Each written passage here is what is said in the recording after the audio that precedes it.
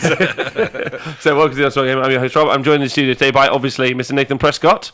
Good evening, sir. Miss you loads, Nath. How have you been? I've been great, and you? Merci beaucoup. Yeah. And Mr. Simon Speccles. Hello, Simon. Hello. How's it going, guys? Yeah, good. I've just realised this microphone is too low, and I don't like it, so I'm gonna lower yourself. Do what we've done. It's all about going low. Simon, you're a genius. We might be able to see stuff in the Twitch chat. Whoa. Can you just say that again, just so people can hear? You figured out that we could make the chairs go up and down chairs and go get lower. closer You to the can microphone. do all of them things. So if you guys have joined us on the Honest Wargamer, if it's even working, Full Greamer and Budtastic Guy, it's working. Can you guys also see the chat? Evening from Full Greamer. Yeah. And it says there. Oh, I only have Full Greamer. The other one doesn't want to talk to my screen. Okay, good. Just Full Greamer. All right, good. Well, okay, so hello, welcome to Honest Wargamer. We're going to be, it's Monday, we're going to talk about, there's loads to talk about today. It's very exciting. If you listen to loads more chat than I've got. You're so far away from the microphone, you massive dickhead. Alright, he's got loads more chat than me. Mine's a bit late. Okay, and so if while you're listening to the podcast, which you stay hydrated while listening to, thanks for listening to the podcast, by the way, you happen to hear Nathan and Speckles take a little longer than usual, it's because I've given them the chat to view, which apparently is mind-blowing. Mine's just slow. Okay. So, we're trying a new way so we can see the chat. So if you are watching on Facebook, we might also see the Facebook chat in here as well. Ooh. And if you're watching on YouTube, you'll be watching it back, because I've decided to not stream on YouTube for a bit to see if uploading the videos is a good thing or a bad thing. Don't know. Gonna find out.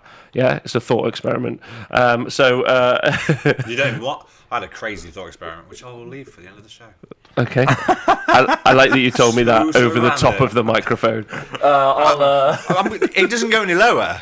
I can't help being tall. This is as low as the chair goes. If anyone would like to donate some money to the show so that we can get some proper arms for the microphones. But to be honest, it's funnier if you don't. Sound quality will be worse.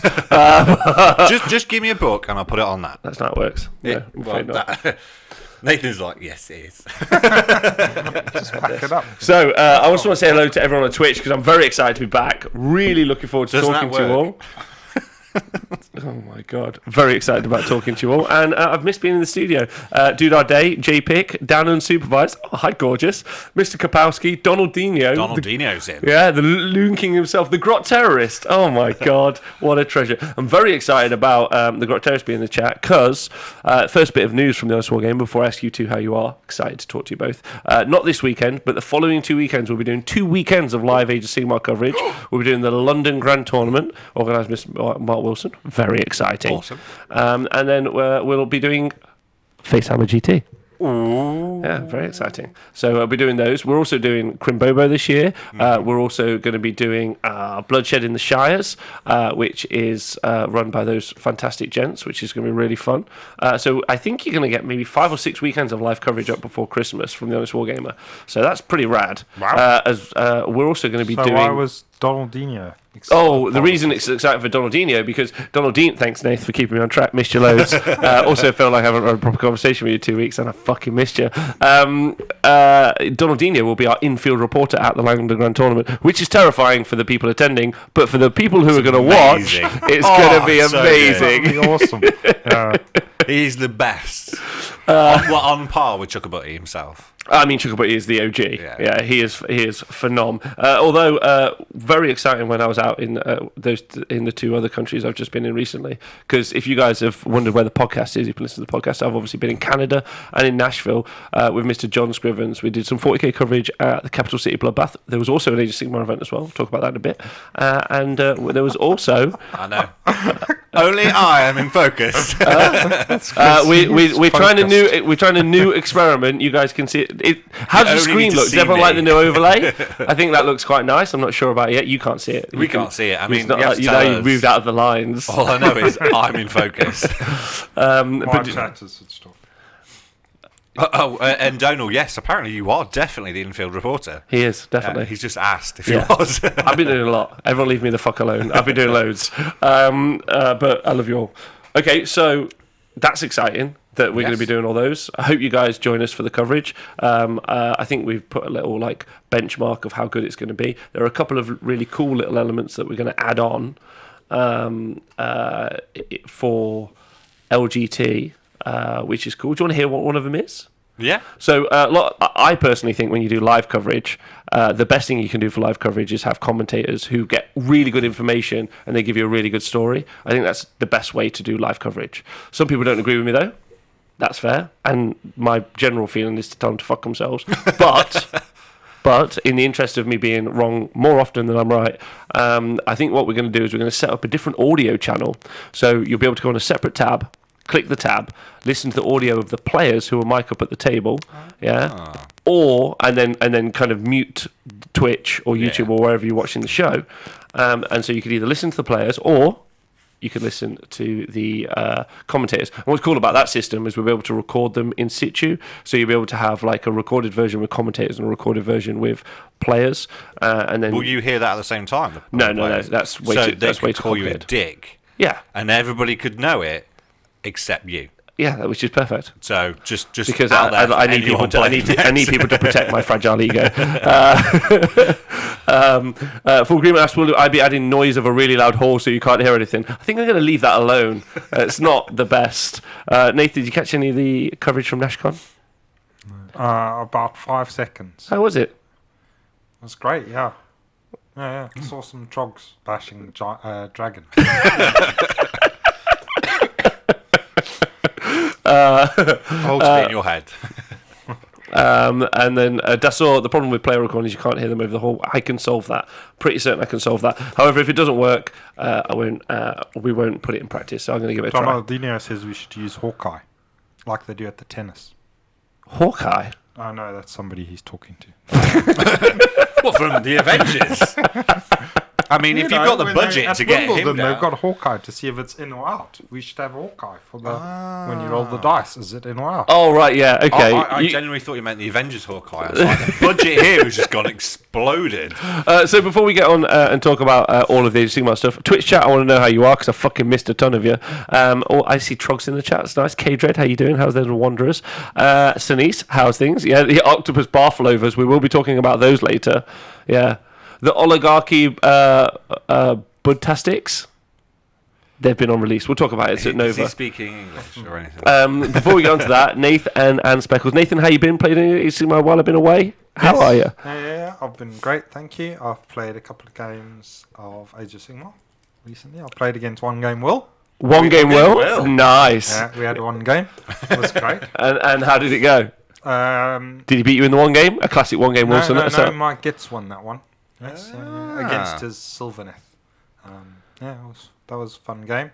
And then I played against Dan the Master Dan. Oh, wow. Yeah, terrifyingly dangerous opponent there. Yeah. With his, he was using his Vermin Lord list, which is a really solid list. So, and I was just demonstrating the Iron Jaws movement to him. So it wasn't. Yeah, it was a game. You wouldn't. It was more of a. I got beat by that. Yeah, okay. Did you kind of let him? You thought, I'll show you how to do it. I'll let you. No, that list wins. But I think he got the double turn on the first, because I went first to show him how the Iron Jaws can move. So like the more Crusher game. Yeah, it's one of those things you kind of have to track those big players, right? Dan being the English master, it's a big deal what he plays and how he plays it. Moved back to Skaven, previously tried to run Sylvaneth at Eggs, did terribly. With the bow list. So someone of Dan's consummate skill apparently has had to move back to Skaven. Oh, Nikos, thanks for joining the knee stabbing gang. That's nice. And also Dayton Obra on Facebook. Glad to see Rob's alive. Yeah, that works. It works. That's quite impressive. Thank you so much. You're actually over the moon about it, aren't you? You're just holding it back. You're like, oh my god, that's so he's cool. Glad he's alive too. You see the glit in your eyes, like that's worked so alive. Okay. Okay. So, Iron Jaws is obviously amazing, right? Yes. And their book's out soon. Greenskins, as far as I understand. Dude, our day. Thanks so much for donating 100 bits to the show. Bits for Nikos joining the knee stabbers, and also Nikos. Hi. What were we going to say? So, you had some fun games. Got any current projects you're working on? I'm busy painting my Gobbapalooza. Oh, okay. Hoping for a points drop so they're actually usable in the game? No, they're usable. They're great. You don't care. It's like, it'll work. It's so fucking great. They are. Yeah, all right, good. I'm going to make one of them summon the Arachna Cauldron just for a laugh. Why don't take T3 more words? Okay, that sounds great. Speckles, you playing Warhammer recently? No. What the A fuck? hobby slump. Huh? A bit of a hobby slump, really. Not even picked up a paintbrush. Just been working too much. Although I did get a bit of a tingle. Now the Boney Boys are coming in October. Oh, yeah? So thinking, new army, new lease of life. The oligarchy bone tenderers. They're the Boney Boys. Yeah. I was kind of hoping for my Voodoo Pirates, but I mean, I can potentially make them into Fucking Voodoo the Pirates. Voodoo Pirates. I am thinking of turning some of those guys into ninjas. Well, okay. I'm looking, I'm like, I've got a conversion in there somewhere already. Very similar to Voodoo Pirates. Voodoo Pirates, yeah. Well, no, I mean, I think I might struggle with the Voodoo Pirate. Them foreigners. Yeah. I mean, after Brexit, we won't know what anything is apart from the end of the earth. All right, so good. Exciting. I haven't, obviously, because I've been away for 2 weeks and living out of a suitcase with Mr. John Scrivens. How did you survive? John Scrivens did amazing. By the way. I did see what he did to you. Yeah. He physically tried to kill you. Put me in hospital. Mr. John Scrivens put me in hospital. I did think, wow, he's taking it that far. I'd have done it day 2. See, we went to Australia. Yeah. And then we went to America. No problems. He Are you goes deaf? He goes with Scrivo. Yeah. And then he tries his hardest to get some mouth-to-mouth resuscitation for him. Yeah, which is true.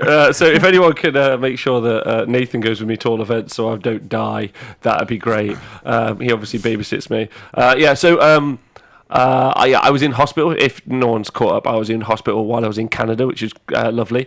Snoring too much? Snoring too much, no. I had, on the Saturday, at the end of the night, I'd had a Dairy Queen.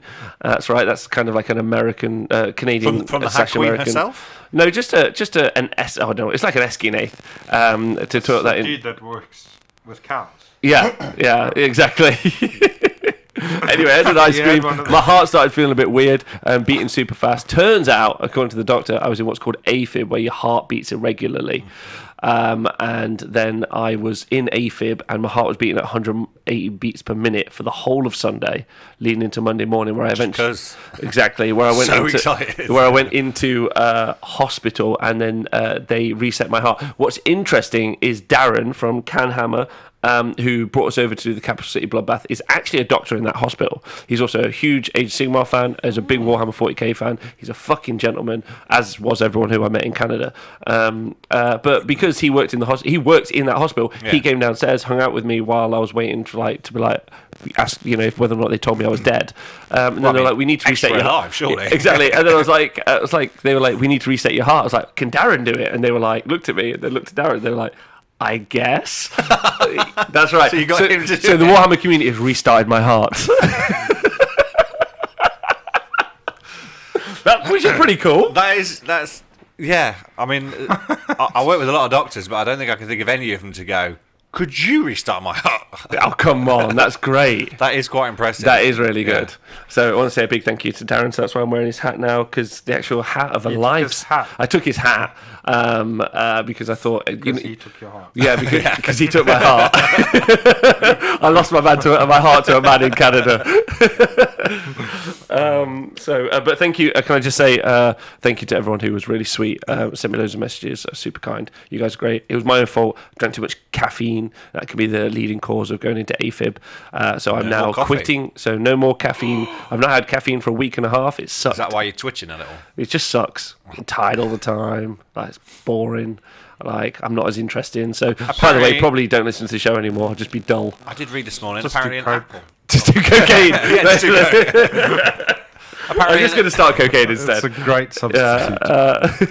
An apple is better for you in the morning than coffee, apparently. Okay. I read it this morning. I was like, I'm going to drink my coffee.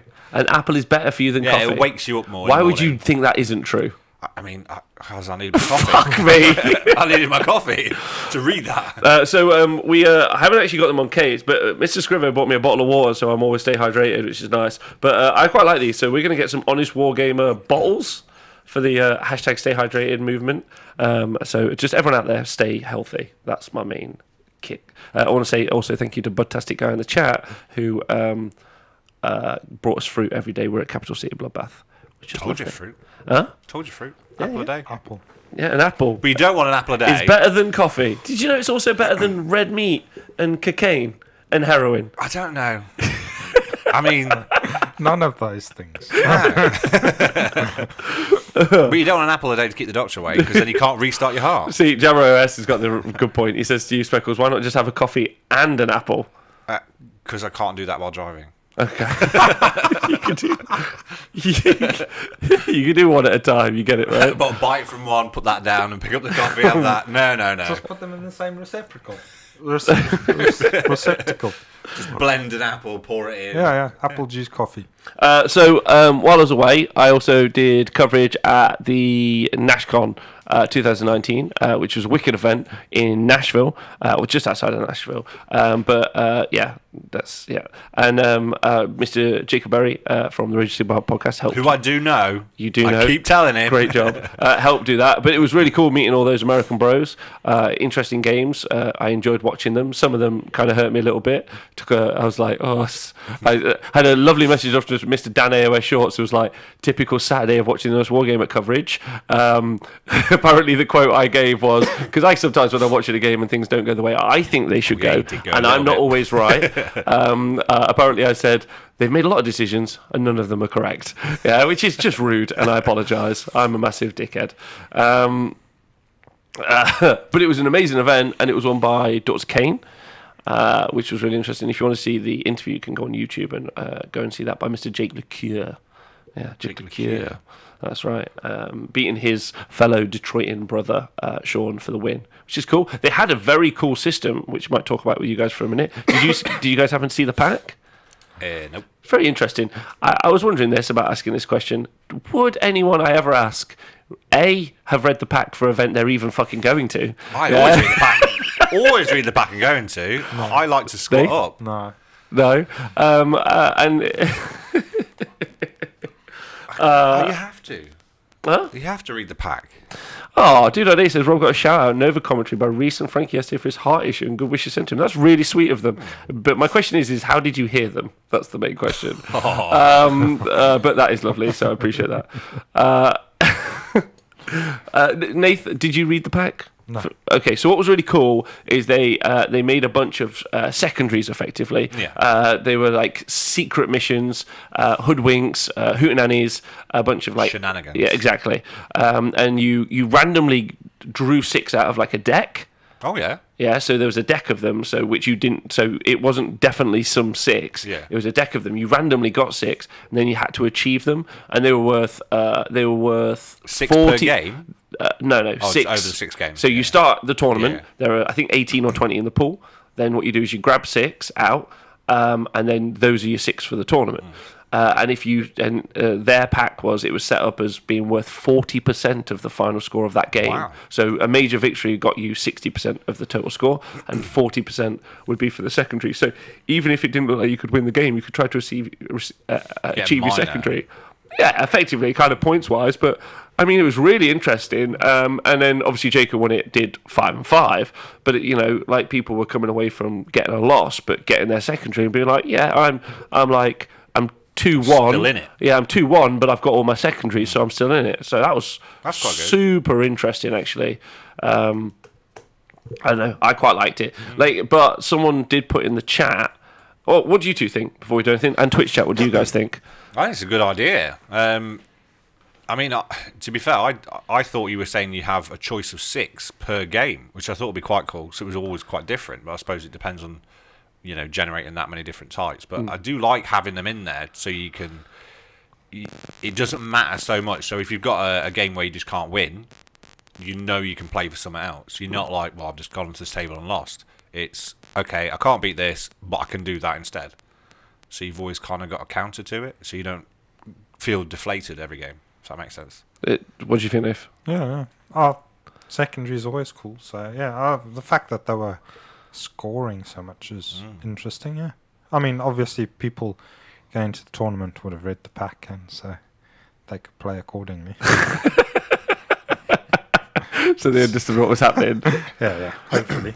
But yeah, no. As long as you know up front, it sounds great. Yeah. Yeah, really interesting. It did lead to someone in maybe one of the YouTube comments or maybe on a Twitter post in response, and I apologise, I don't remember who it was, replying to me, it's like, it's tough when you do the coverage, Rob, because obviously, like, if all of the packs are different, because we've now seen the release of the CanCon pack, so the largest Age of Sigmar event last year, CanCon packs come out, and it's a very tight pack, really well done, I'm really impressed by it. If I'm to be a judge of anything, what a prick that made me sound like. I'm impressed you read it. Have you actually read it yet? I have, yeah. And what's interesting is again their secondary setup as well, because there can be no collusion, which is important. So effectively, you can't trade secondaries. It's you either achieve something or you deny your opponent. Didn't they have that at NashCon? They didn't have that in NashCon. No, it was just you either achieved or you didn't achieve your secondary, which is really interesting. Because that.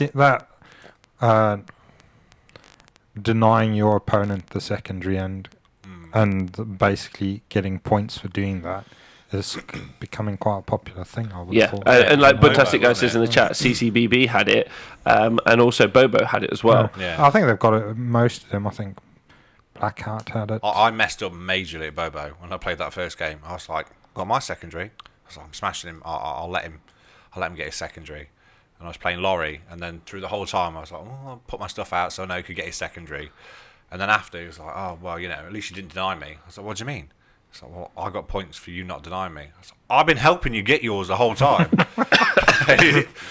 Laurie went, so I lost to you even though you didn't even know. I'm gonna do a YouTube series, and it's gonna be like, I'm gonna ask someone, like I'm gonna ask a gamer of note and worth. That's rude. And then like half a screen, and then I'm gonna cut, and it's gonna their response, and then I'm gonna cut, and it gives Speccles his response. So mean. You lost me last time we played, remember?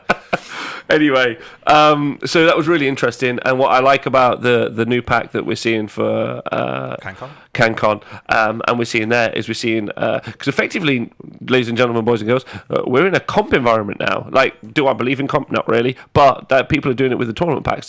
People are moving beyond win, loss, and draw, or major win, minor win, and people are looking at ways of like refining the field as it gets towards the competition winner. Me and Nathan, Speckles, don't know if you played Sigmar from the start. Yep. Perfect. So we've all actually played when there used to be 5 secondaries at the start of the game, which I kind of miss those days. I thought that was great. 5 secondaries? There used to be 5 secondaries.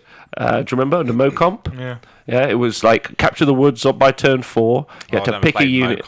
Okay, I never played. So that was way back in the day. So we had 5, and then you achieve 5, but your opponent could also deny you. And then basically it was a 20 points. It was a 20-0 system. Yeah. And if no one knows what 20-0 system is, then we'll talk about that another time. Oh, in fact, no, fuck it. A 20-0 system was effectively it's just a more granular way of scoring. Getting 20 is incredibly hard because even if your opponent just does 1 secondary, that means it's now 19-1. Yeah. What's great about that is it makes it easier to just announce a winner at the end of an event, no matter how large your system is. That's quite cool. It stops people having fixed lists as well. Things that are really good at just doing one thing. No. No? No, I don't think so. But maybe. Nathan, you got any thoughts? Because you remember the MoComp days. And how do you feel about this changed like packs? I know that you're excited about variety. You've always been a man for diversification, if anything. Yeah, no, I like the fact that secondaries are becoming a thing again. It adds more to it. Yeah, I think when we had multiple secondaries, that was interesting as well. But yeah, the 20-0 thing is cool too. Yeah, big fan. All right, I just thought it was an interesting side note. And also another little thing I came away from NashCon talking about, there's a guy called Anthony, I can't say his last name, Pluzzacrazzo. Yeah, I'm just going to say it. Anthony Plucazzi. Yeah. I mean, that's 2 different Anthony Pluzzaccio. Yeah. Anyway, he's an angel. So I want to say a big shout out to him, big fan. But one of the things he did, all the stream games that we covered, he'd provided the terrain, but he'd 3D printed the whole thing. And it was amazing. I saw it. It looked yeah, really good. like the boards were just fucking unreal. Like, and I don't think he'd painted them. I think David had painted them. But to say that they were good is an understatement. And just really kind of set this. It was also true of the terrain at Capital City Bloodbath. Like, the terrain was amazing. So it was really impressive, because sometimes, I'm not saying the terrain's been ropey, but it like hasn't been the best in some places I've been necessarily, because in England we bring our terrain to the event. Yeah. But the fact that and he talked about it, and I'm going to maybe give him a call to do an interview about it and talk about it, because I know there's a whole bunch of guys out there doing some 3D printing. But I was just mega impressed, because there were some beautiful boards. Like, they were wicked, and they looked very different. I mean, that's kind of like the most like eye-catching thing, right? You play on a board with scenery you haven't seen before, and it's great that Games Workshop make all of this terrain, but like, you know, you've seen one Sylvaneth Wildwood, you've seen too many. Yeah. You mean you've been to Warhamworld? I have, yeah. Nathan, have you seen any good 3D printed terrain? Have seen anyone who's doing it? Was Timmy doing some? No, that Dark Fantastic Worlds was great. Yeah, he did a lot for Bobo, didn't he? Yeah. That was really, really That's good. awesome. Some of Really, the whole really table, good, yeah. The whole table looked amazing. I've got the mushrooms from that thing. They're great. I need to get around to painting them. But the metal stuff that was on the top table at Bobo, that was pretty sweet looking stuff. Yeah, some amazing terrain out there. So I just want to say, if anyone out there is listening and is interested and wants to, like, another hobby avenue, I'm going to talk to Anthony at some point, because it's just amazing. Like, Pulcastro. Pulcastro. It's Italian. It's a modern language. You pronounce everything as the way it's spelled. Rude. That's it's just all of that's rude. Let me just write. Sorry, I take notes now. This is important to me. Right, Nathan was rude. Yeah. And I have a black star and gold stars and all of those. Just put a line next to it. Just for our debrief after the show. Nathan was rude. Write just that put down. a line next to it, because otherwise you'll just run out of time. There you go. Writing it Paul down Castro. Easy. I don't know how you Paul idiots Castro. couldn't get that. Right, so that's kind of. There's more to say. Jacob Berry put us up at his house with Mrs. Berry. Hung out with Joe all weekend. It was amazing. So Nashcon was particularly great. CCB was particularly great. There's too many people to like just know and love. So those are just some of the things that came up. Another thing came up as well, actually, which I was going to talk about at the end, but I'll talk about now. Before we get to the news. So on the show today, everyone, we're doing the news, and then we're talking about the spells for Age Sigmar. Fuck it, it seems like if I don't talk for 2 weeks, got loads to say. I didn't know, because you motherfuckers didn't turn up till late. Hey, So I didn't know it was on my brain. Anyway, have you guys seen anything about Command Point economy? Have you had the conversation yet, or heard anyone having that conversation? Command Point economy? No. Okay, so effectively, since the new GHB, something I hadn't really thought of too much, because it's never something I did particularly. You know how you used to buy CP? Yeah. So you would spend points to get more command points. You obviously can't do that now. You can only have the one. Yeah. Now we're in this really interesting world where that CP there's an economy on CP. I'll give you an example. Both Flesh Eater Courts and Slanesh can pile an attack twice, and they can do it multiple times. However, Flesh Eater Courts struggle loads to generate CP. Whereas Slanesh, and if you go back and watch the game with Vince Ventrella playing, at one point got into fucking double digits. And as a Gits player, even Nathan's impressed, like, whoa, that's some impressive fucking gold you've got there. Double digits. Double digits. The damage you could do with a fac. Yeah, and someone's saying incoming Slanesh criticism. I got no criticism of it, because Gits can do something very similar. Yeah, and actually, I'm putting up tonight a Darren List Diaries, or maybe tomorrow, because this show will go out tonight, where me and Darren talk about it, and almost most of the lists that Darren's suggested have had that, I forgot his name. Eighth Quartz Brooch. Eighth Quartz Brooch, but also the piece of terrain. Oh, the new piece. The pendulum. No, he's on about Forbidden Power. Yeah. You're right. The penumbral that thing. engine. Yeah. So the penumbral engine. So what's interesting about that is obviously with the Aether Quartz Brooch, which is an artifact which, if you spend a command point of 5+, you get to keep the command point. Nathan's been using it in his Ironjaws for a ton of time, but also Ironjaws normally have 2-drop lists.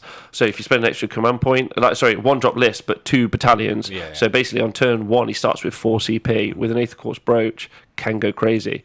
Or if you've got a Gitz army, you can generate a ton of CP as well. Yeah, Legion of Grief or Nighthaunt have got that dude that does Yeah, them. And I think... the Craven King. Yeah, Steel CP. Which is No, really good. no, the other dude, that just generates them on a 5. It gets it back on a 5 up. The Legion of Grief. Yeah. Yeah, so they normally have that guy with the Aether Quartz Brooch. So it's double 5 up. Yeah. Also, Positive Victim is in the chat, so if you could all just give him a bit of love and say horsey horsey to him, that's Darren. So the interesting thing about that was when we saw Sanesh's army go into double digits, and I played Nathan before. It's often seen that Nathan's just had like fucking CP with nothing really to do with it sometimes. Yeah. Not like it's just that some of you. Yeah, I mean now need it. with the new General's Handbook.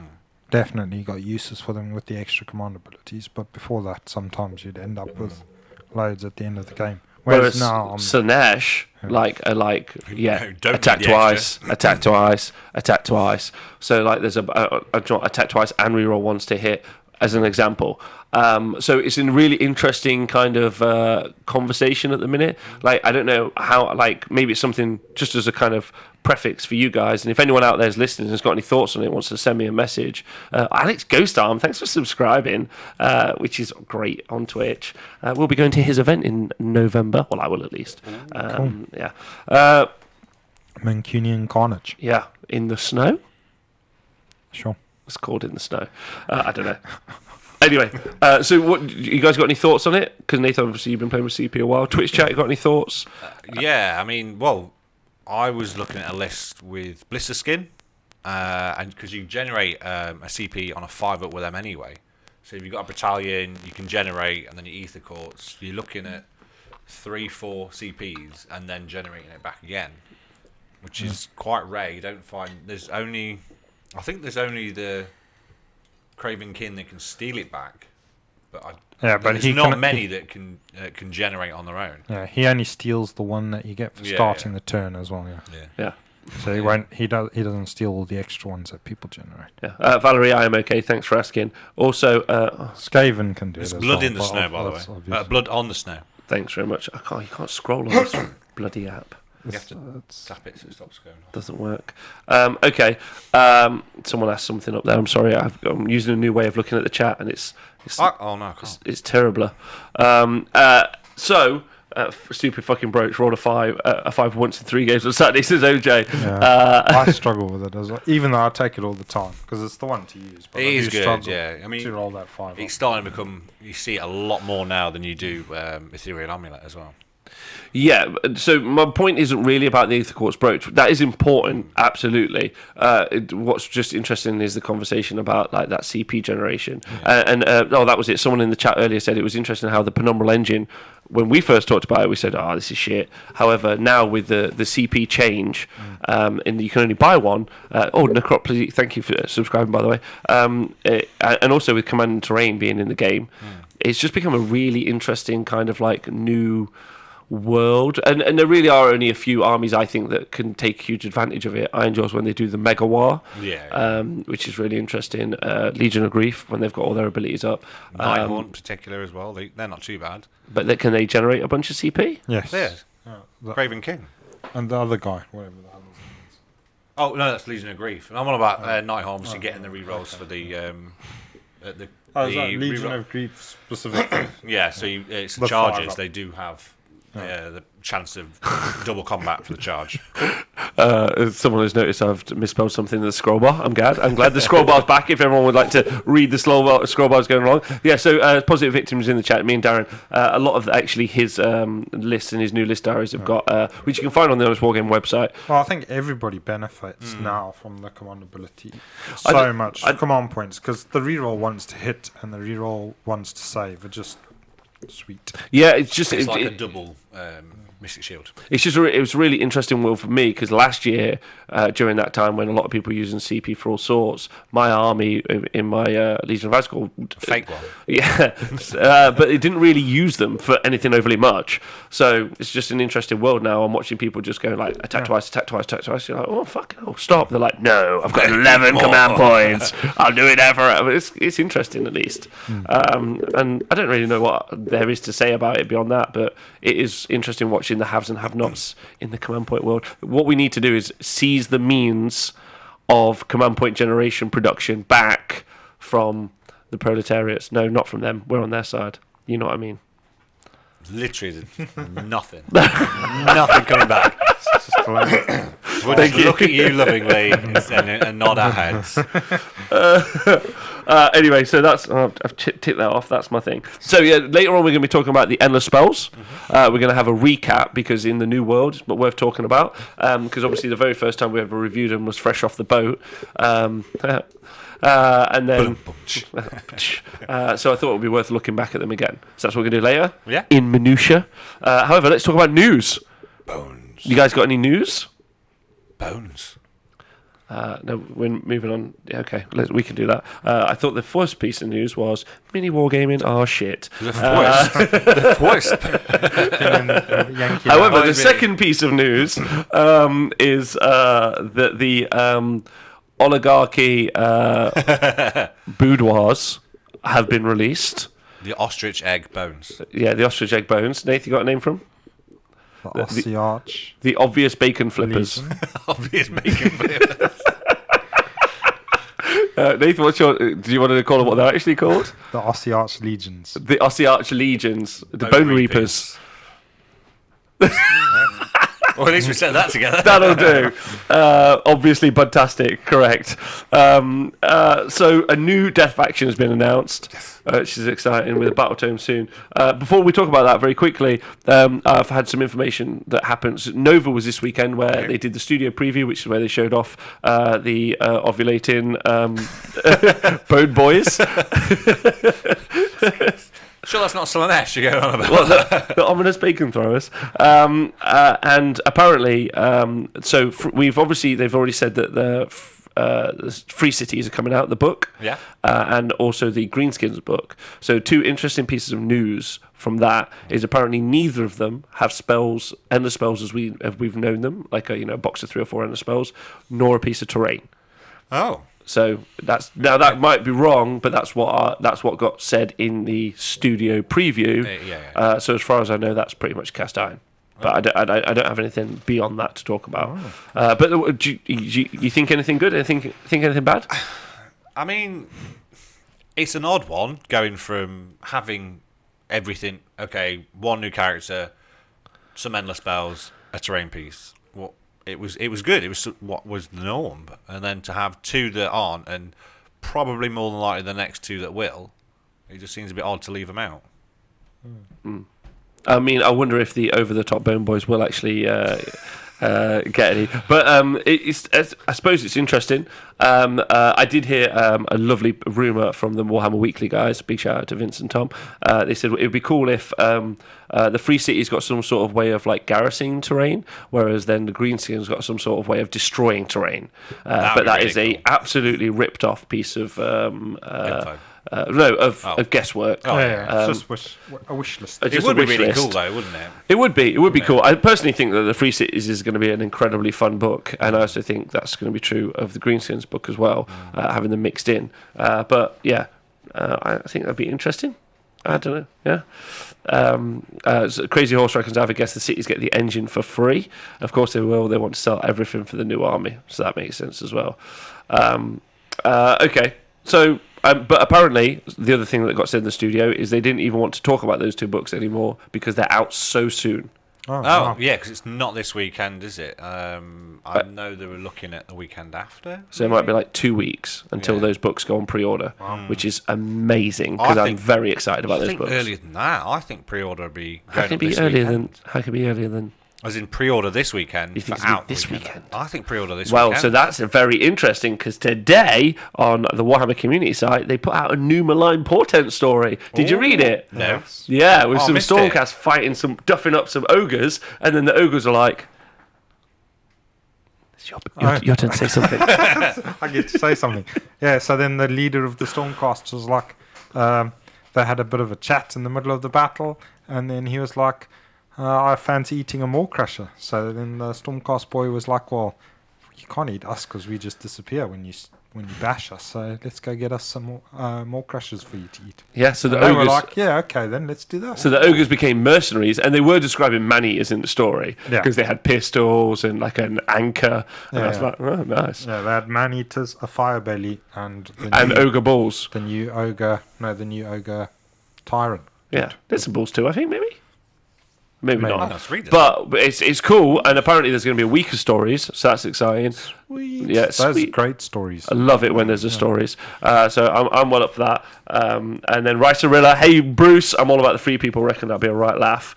And on Facebook, Robert Hensel. That's right, we can see it now. So 3 new tames, yeah? one after another. That is insane. Poor Wallet. Yes. Lol.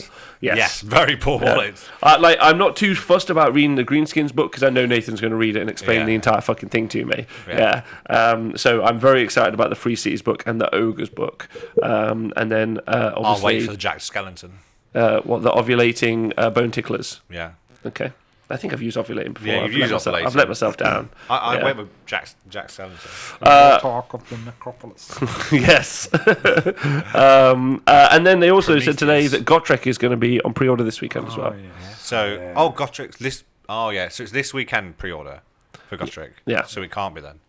I don't The other know. one. It could be at the same other time. books. Maybe. But what's interesting is obviously we are going to be closing the show as of 2 weeks' time when we're talking about competitive Age of Sigmar. We'll just talk about narrative from that point on because we've got Trek out. He obviously will just kill everyone all the time. Very true.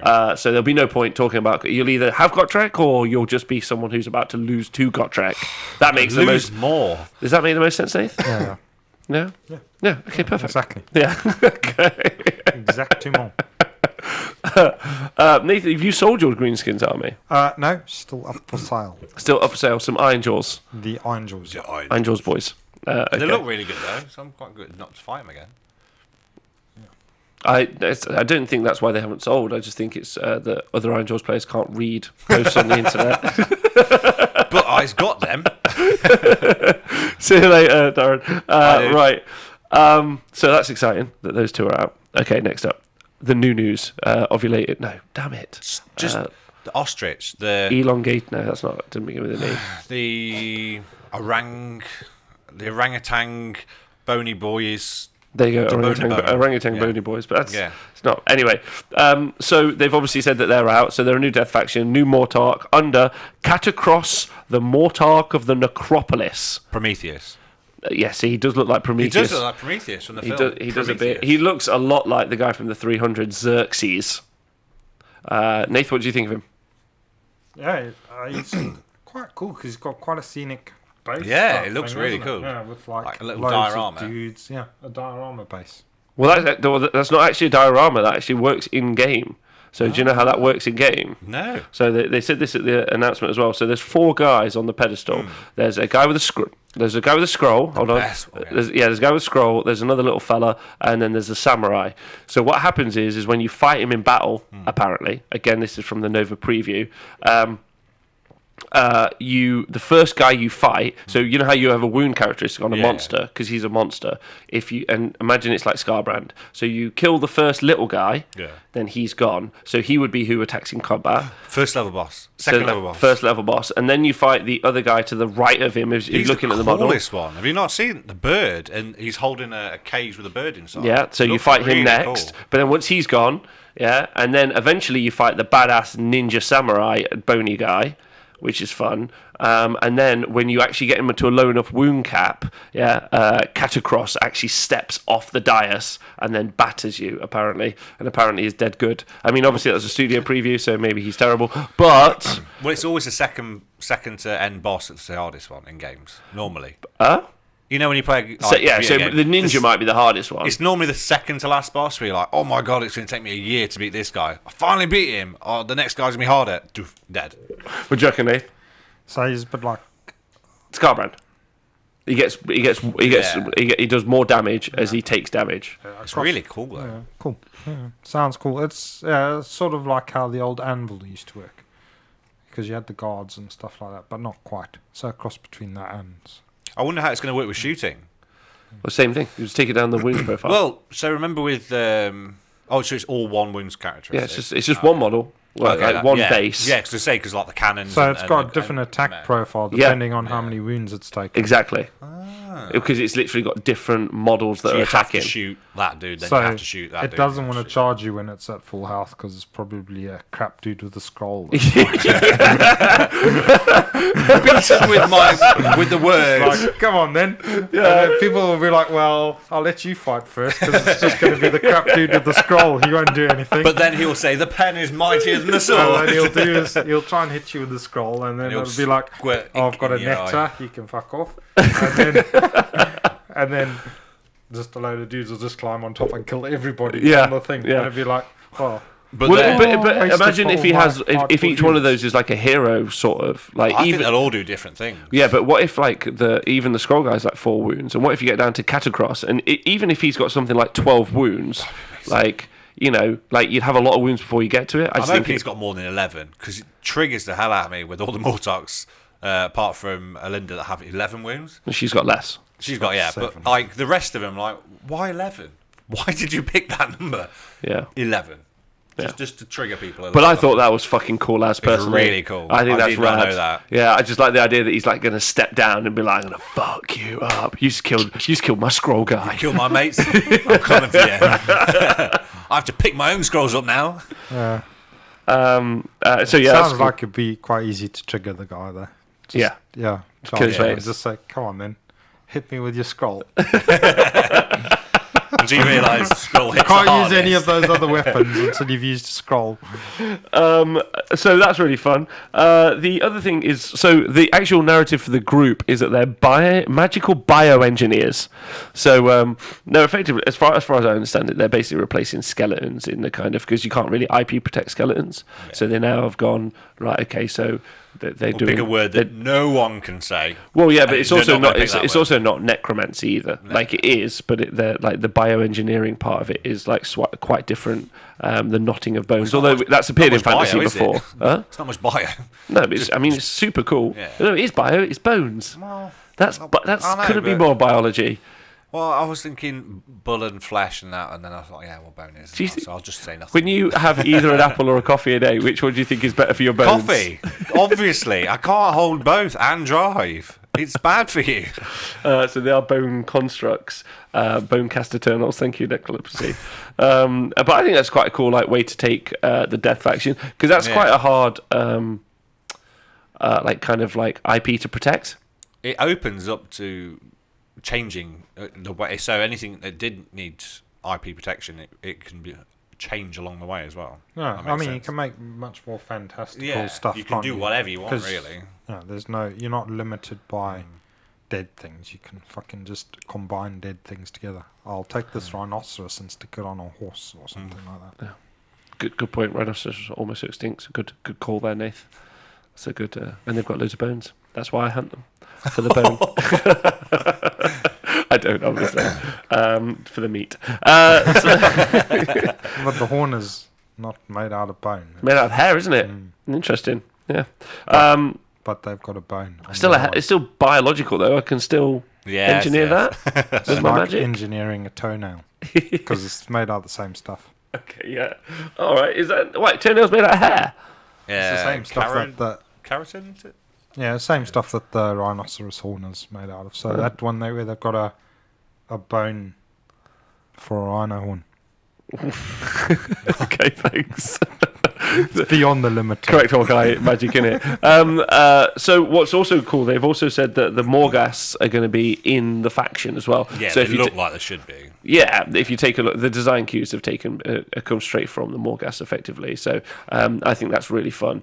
It's nice that it made me to another army that I haven't got to build everything for. I've got a few more left. Yeah. Yeah, I think that's fun, and also good because they've at least, we haven't seen them have a flying unit yet. We have seen them have a foot unit, which are the Mortek Guard, and a horse unit, which are the Cavalos Death Riders, which is interesting. And then they've also got the four-souled Necropolis Stalkers, and it says on the community side that they shift their ability to fight. They've got 4 souls embedded in them, and then they change their fighting style mid-game. So you might have a kind. Do you remember not Way Watchers, War Dancers? If you ever played them with the. They could choose a different dance. Yeah, they would have like 2 styles of dance. So they'd either have like a 3-up save, or they'd just kick your ass, which I just think is personally great. Awesome. Yeah. I want to. It's like Black Orcs used to have that. They could choose what weapon they were going to fight with as well. They had a huge array of weapons. They did have a huge array. Yeah, that was really good, wasn't it, when they did that? Yeah, so I think that's cool.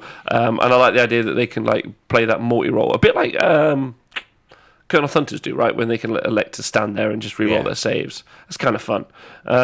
So yeah, they look great. They've said that there are going to be more models out as well. A lot more. They've said more. Oh, I've heard a lot more. Okay, well that's fun. And they've also got, this is cool, a war engine. It looks awesome. Yeah, because I didn't know if Games Workshop were necessarily like sticking with making war machines anymore. Really, last one we saw was Character and Overlords. The ballistas as well. The ballistas for Stormcast. Yeah, maybe. But I hadn't thought they'd be doing anything like these big trebuchets able to throw a 30-kilogram skull over 300 meters. I think they shoot magic, don't they? Yeah, they said they shoot, like they've got different loadouts, which is what they've said. So that seems magic shooter and then a bone shooter. Yeah, that's fun. Cool. That's fun, but it looks pretty fucking big and sturdy. It looks big. It looks good. Yeah, I wonder if it will actually do anything, but like do some. I mean, some long range firepower is good, especially with where the game's at the minute, because we need to shoot 9 characters at once, easy with screens. And I'll bet they none of them ignore line of sight as well. So. Yeah. And I reckon. Oh, so there's a catapult. Yeah. Because of the legs as well, they'll ignore terrain because there's so many feet. So it's like the centipede kind of legs on them. They got wheels. I've seen one with the centipede feet. They do have centipede feet, but and also wheels. and wheels. But also, why would they ignore terrain? They're not going to go anywhere. Because they got feet. They've got feet to walk. Why not? Everybody else has got feet to walk. Yeah. They don't ignore terrain. No, but wheels, as in like multiple feet. Like a spider ignores terrain. Similar-esque. It does, but Yes. what has got lots of feet doesn't ignore terrain? It's a bunch of things. Leave it with me. You never know.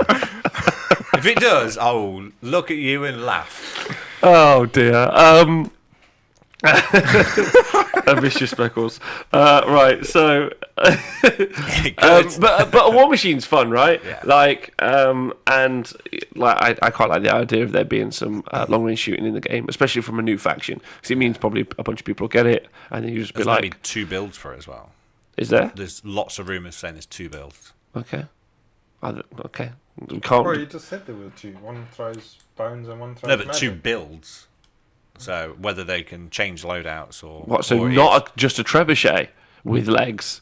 What if it was a battering ram with leg Speckles? Then you're fucking sorted. You'd be able to move terrain. If it is, amazing. Just go through the terrain. Oh my god.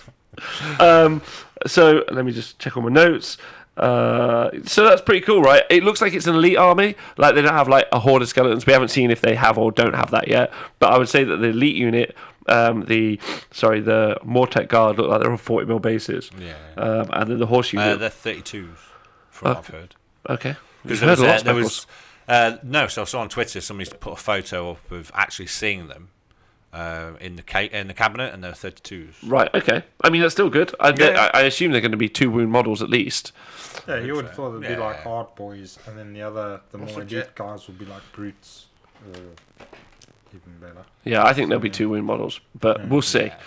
We'll see. So not 40s then 32s. Apparently, well, people at Nova reporting to be on. Yeah, that's why I don't really go for that. I think they're going to be 2 wound models, and the cavalry look like they're going to be. They look like they're on Chaos Knight basis. So I'm assuming 3 wound models, maybe even 4, which should be fun. But they also look heavily armored. They don't look like light cav. I think they look. Well, Gorgrunt's got 5 wounds. Yeah, that's what I mean. But I don't think they're on Gorgunter basis. They're different heads as well, so I think they might do different things depending on what head they've got on the cav. Yeah. True.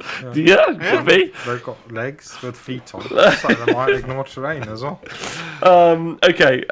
So anyway, that's it overall. So Twitch chat, what are your thoughts, Nathan? What's your thought on the army? What's your thoughts? We've had a new faction not been a while since we had a new faction. I mean, Sinesh wasn't new, but we had a bunch of new models. Yeah. But actually adding some new narrative. I'm very, very excited about reading the narrative personally. Gits was still not new. No, but there was a lot of new models. There was a lot of new models. I suppose Deep King, wasn't it? The last brand new one. Because before that it was Caradron. I don't know. It's been a while. Deep King, yeah. Oh yeah, a brand new thing. Yeah, I think it was Deep King. Yeah, brand new. There's loads of new stuff coming out all the time. It's great. I mean, it's just keeping up with it all. It's going to be cool. Oh, it's going to be cool. Some more dead things to kill. Again, yeah. Yeah. Well, they're not dead because they're bioengineered magical things. They're dead. They're just made of bone. Don't be a racist. They're just made of they're made of bones. Oh, they're made out of dead things. Yeah, but so are people who've had transplants. I'm letting you two talk that one out. Nath, thoughts? Yeah, Deep Kid, thank you, LLV. Miss you So bunch. the army full of bone transplant guys. The propagation says they look interesting. Who doesn't love a god tier cod piece?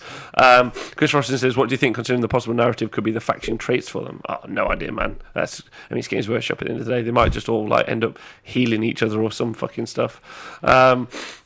Bring the artillery as an ally for the other Death Army will allow them to get access to more shooting, which is nice, says Thingy, and that's fun too. Yeah, it would. Depends who they ally with, but I imagine they'll be able to ally with Legions and Nagash. I wouldn't be surprised if the entire army can just be taking Legions and Nagash, and it's just loads better inside Legions and Nagash. 1 CP, here's your new Trevor. Oh, Nighthaunt were new. Yeah, but Nighthaunt were already there. Oh, I guess so. Actually, if you listen to the latest Facehammer podcast, he was talking about Nagash going in their army and sounded like it could be quite a good combo. So going into the Bone Reaper one. Yeah. Well, I mean, obviously Nagash is the leader of all the good things. That's a good point. So he'll be able to go with that faction. Yeah, with the Ossiarch. So I mean, that'd be. I bet he'd be quite good in that. All right. Well, hopefully, there's some spells. Well, there'll be spells, but yeah. Yeah. So then he'll take his. Yeah. Okay. All right. So Speckles, what do you think? Amazing. Definitely getting some new ones. Sorry, I've got a jet in my way. Well, you chose that. I did not choose this. Yeah, they look really good. I do like the full-headed big dudes. Yeah, the Necropolis Stalkers. The Stalkers, yeah. Have you seen... Oh, what's the film? Oh, there's a film and they have very similar things that spin the bodies and they're changing the fighting stance. So I don't know whether it was something like that. Zeus and Hades and all that kind of stuff. That film. It come out not long ago. Okay. But yeah, it looked really good. I definitely want to get them. I'm not so sure on the artillery. I've never ever played an army with shooting. Okay. I picked up Zinch for like a week and then got rid of all of it. It's really easy. You just say, I'm going to shoot this. I know, but yeah, for me, it's never been something that I've ever done. So I'm hoping there's not much shooting in it, just a bit of range shooting, which would be quite cool. Something different for me. It's best shooting is range shooting. Long range shooting, should I say there? Long range shooting. Instead of just going, oh, here's your fucking 8 inches. That's it. Okay. All right. So I'm excited about it. I'm at least excited about the story, personally. Really excited. I think the background for... Clash of the Titans is the film. Yes. Thank you so much. Thank you very much, Mini Painter. I actually think that the background for Age of Sigmar is easily my favourite bit. And I can't wait to pick up my next Black Library book about the Age of Sigmar narrative. There's somebody watching us. Alex Gostam says, does Speckles ever just get found wandering around town muttering himself all the time? Yeah. All right, so I bumped into these pairs. There's a point to make that they obviously are like the reincarnation of the Tomb Kings. They're like Tomb Kings reimagined. Clearly, they're an Eastern they're a non-Western, Eastern-ish faction of death, which is cool.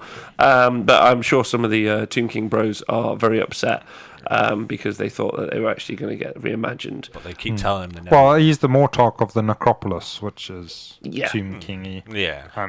I mean, it is a bit like Tomb Kings, but with added extras, because they were also using constructs, so like the Necrosphinx and all of that weren't dead things. They were things that had been built and then put souls and stuff into them. Yeah, I personally think it's very similar story arch to what they had. Yeah, I think so too, and I think if people can get over the initial kind of like bit, I mean, it's more of a nod to Tomb Kings than Flesh Eater Courts ever was to Pretend.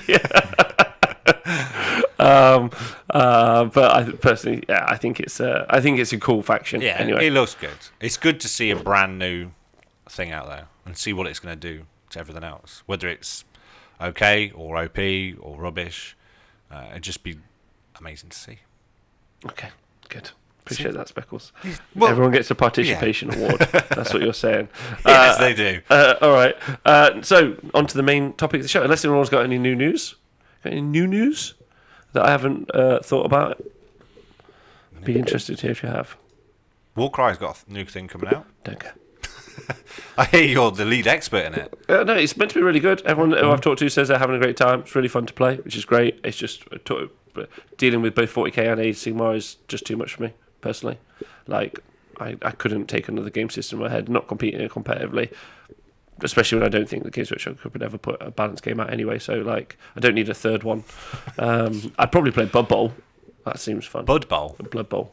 But it looks cool, and I like the models. Yeah. So, I'm more interested in that Aeronautica game with the planes. Cool. Who doesn't want to play that? So, there you go. Elmbird says Warcry is amazing. Nathan, have you played it? No, I've not had a chance to play that. I don't have enough time to play Age of Sigmar. Never mind. There you go. There you go. The Templar says Underworld and Balance, and he's a liar because he's a corporate shill working with Games Workshop.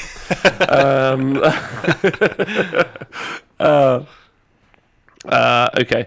Right. So, talking about endless spells. So we're going to talk about endless spells today. Okay. And we're going to look at them again, because when we first looked at them, we didn't. It's not that we didn't fully understand the realms, but we maybe didn't know how prevalent they'd be and how many people would be using them. For instance, when I was at NashCon recently, there were the realms. If I want to go and play the Age of Sigmar Grand Finals, we'll be playing in the realms. So all of these endless spells being used in their ascended form is quite big. Also, I still, a year and a half later, haven't seen a lot of people playing with them, so I just thought it'd be worth talking about, even though we've talked about them a bunch on the show, and I think we're also at that abusive stage where you can use endless spells to make people have non-games in the kind of like move blocking way. You mean the way you play? I don't use them like that. But you could use them like that in, let's say, a Tzeentchian army. Which is what you play? Yeah, but that's not how I play. So I think that's good. Nathan, you got any thoughts, like, to top it off before we go into it, like, about your experience of endless spells in the past year and a half? Oh, they're definitely worth their points in an army. So, but you do need to acquire the skills to use them properly. Otherwise, they can bite you. Yes. And if you're playing against them, and you don't know how to play. Yeah, and you've not played against them, they can be a pain in the arse, and they, can be a bit of a bummer. But if you know how to play with them, sometimes you can use them against your opponent better than. So they become part of, Which I unfortunately learned at the end of Nathan put in a bunch of under spells back through my portal when I played with Tzeentch, which is why it's no longer on my list.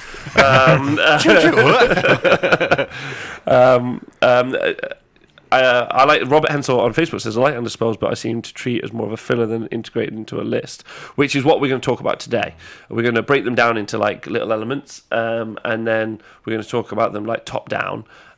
Because you'll have heard a bunch of them. Everyone will have talked about cogs and geminids and purple sun before, and those are some of the most important ones. But we'll attack them again, and maybe kind of it might inspire some people to do something, because that's what the point of the show is: inspire some peeps. So we're only going to be talking about the generic endless spells, and then what I might try and do is get a bunch of people on who've played with the actual endless spells for their factions and talk about how they use them inside that as well. So I've broken them down into 3 types. There's damage and there's utility, and then there are 3 spells that do both jobs, which I think is interesting. So we'll talk about those first. If that's cool with you guys? Yeah. Have you guys got the access to spells so you can see what they do? I can. I'll just give you a minute, see how the chat's saying. There you go. I'll copy it from Speccles. On my nice shiny new phone. I hope everyone in the chat's... it's nice being here. It's nice being back. I still like the fact that cheat works. Okay, good. Does everyone know in the chat how to do that sneaky little cheat? So it's good. On tell the app, if you want to know where all the spells are, if you just go onto it, obviously the little triangle at the top, click any faction, death faction, click save, and then scroll, 1, 2, 3 sections down, and all the spells are there for every faction in every army. In the spells into search, then it brings them up. That's far longer. Okay. It is. one, done. They're there. Okay, so there are loads of ways to go like find the spells. So the first one we're going to talk about is the Bonehead. Yeah, so it's 30 points. It has a casting value of 7, which is quite cheap. Speckles, do you want to just... Nathan is going to... Someone's asked, can Nathan hold them up? There we go. There's the Burning Head. Congratulations, Nath. So effectively, it's a damage dealing spell, but it has 2 things it does. It deals D3 mortal wounds to anyone it gets near, within an inch, or passes over. And if you're in the realm of fire, you add +1 to that, so it's D3 mortal wounds +1, which is interesting because, and again, we didn't really touch on this much beforehand when we talked about them on the very first show, because people weren't playing much in realms. 30 points to be doing D3 +1, that's quite a few. It's at least 2 mortal wounds to a bunch of units. But you set it up within Speckles. I'm going to keep asking you this. So, Nathan, why do you have dementia written on your shirt, by the way? Demeter. Demeter. Okay. Who are you meeting? She's the Greek god of horticulture. Within 3 inches of the caster setup. I should say. Pardon me? You set up within 3 inches of the caster, and it moves 6. 9. Okay. And can fly. So 12 inches. They can all fly. Yeah. And the other thing it does, which is really interesting, is all units wholly within 6 inches get to reroll 1s to hit. 9 inches. 9 inches. Yeah. Okay.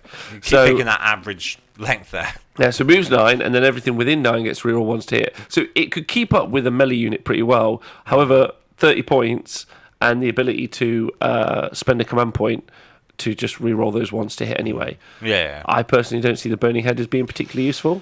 I've never used it. Okay. It's never been... I know some people. You used to use it with your Chaos Dwarves, didn't you?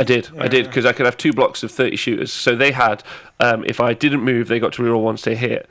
Or I could move my glorious 4 inches forward, just thundering up the board, like just powerhouse, Nathan, just that deep speed of the Dwarden. And they are, Dowies are, same thing.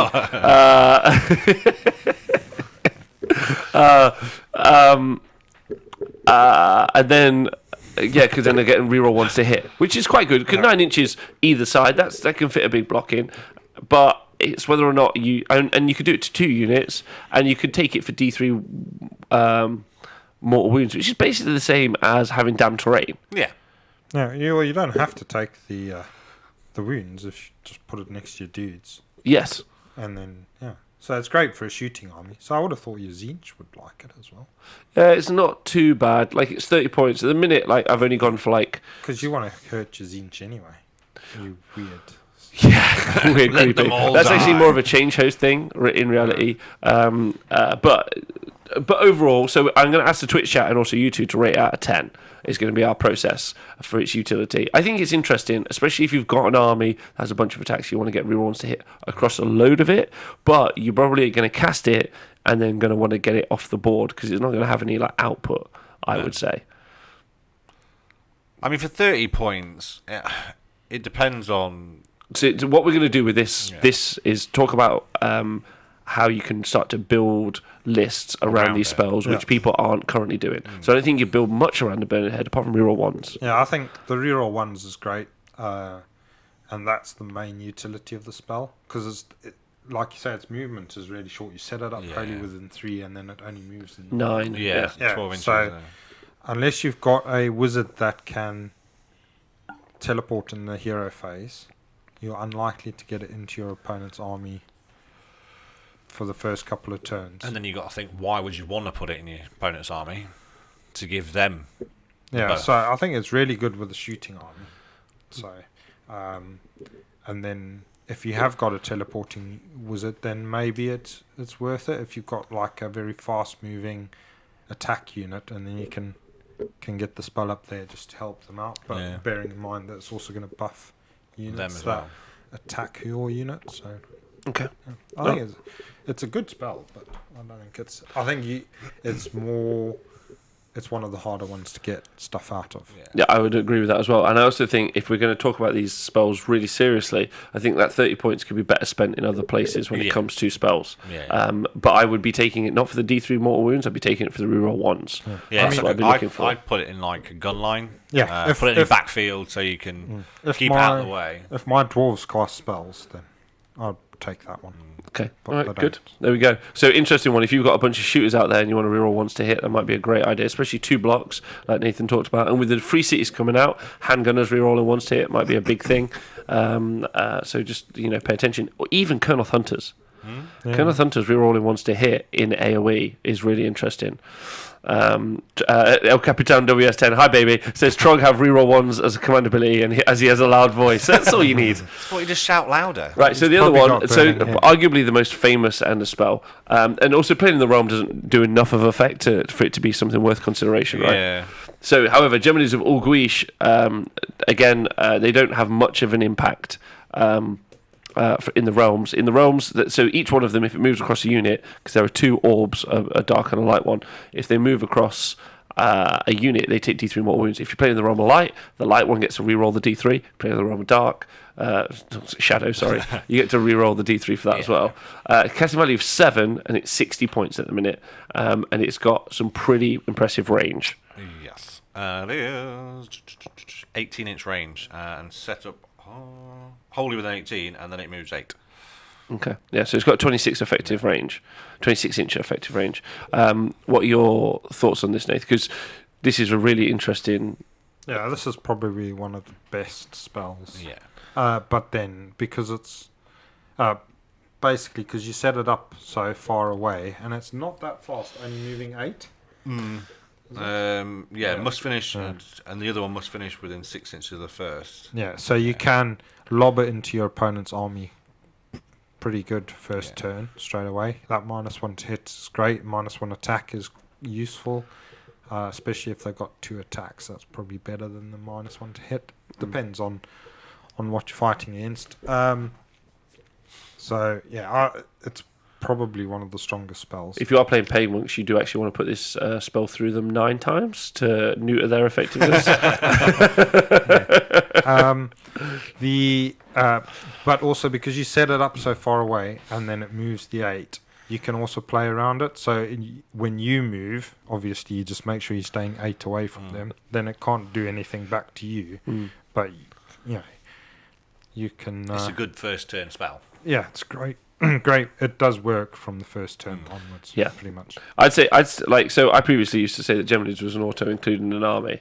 And if we think about some of the serious threats in the game currently. So you're talking about Fleshy Courts, Daughters of Cain, the Maw. Slanesh, obviously also.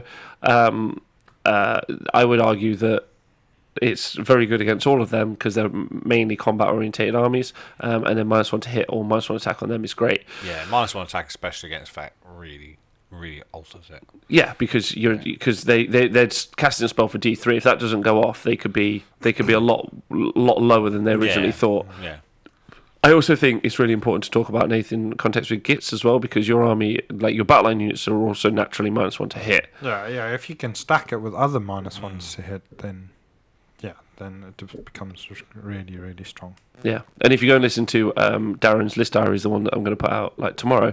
You actually hear also we talked about doing a death debuff list as well. So the ability to do like -1 to hit from the spell law, which is Dread tether. The anyway. There's a -1 to hit spell. yeah. From the actual Legion. Yeah. Yeah. So there's that. Yeah. Yeah, agreed. That one. Yeah, that one. Overwhelming should Dread, know thank that. you very much. Overwhelming Dread, yeah. Thanks, Alex. So I would say that the D3 Mortal Wounds, and it can do a ton of D3 Mortal Wounds as well, which is really good. But some of the spells, especially, like, let's say, the Mirror for Snash is pretty terrifying, and some of the other spells. But for a generic spell, it's easily the best. Well, not the best, it's still very, very good. But I would say that you could build an army around having this plus the other natural -1s to hit, which you find in Gits, you can find in Death. You can also find it inside of Deepkin, but people don't tend to take that. And people, because you don't take the casters, right? The heals are just loads better. Yeah. But there's a build for it. All of the Grand Allegiances have got accesses to minuses to hit, so just being able to make something -2 is just immense, and -3 is obviously even your fake stuff has got it. Yeah, so Legion of Asgore, I always took it with Legion of Asgore because their natural spell on their Demon Smith Wizard was -1 to hit. It's probably the easiest spell to use for any army, really. Where some of the spells you're like, well, this one is specific for this type of army build, but this one you just chuck it in with just anything. lob it into any army. Oh, don't want to get hit by that. Oh, that one's going to hit me hard. I would actually argue I would be hard pressed, and I would like to hear a conversation. So again, if anyone's out there and is listening to the show and doesn't include Geminis in their list for a reason, I would really, really like to hear why. Speckles, do you tend to take it in your list? No. Why not? I've tended to not have the points for it, to be honest. Right. So for generic ones, I always used to take Quicksilver Swords. I really like that. That's a lot of range on that. But my question is why do you not take Geminis? Points for it. So 60 points. Yeah, I can get more from my army. There isn't a unit that costs 60 points. No.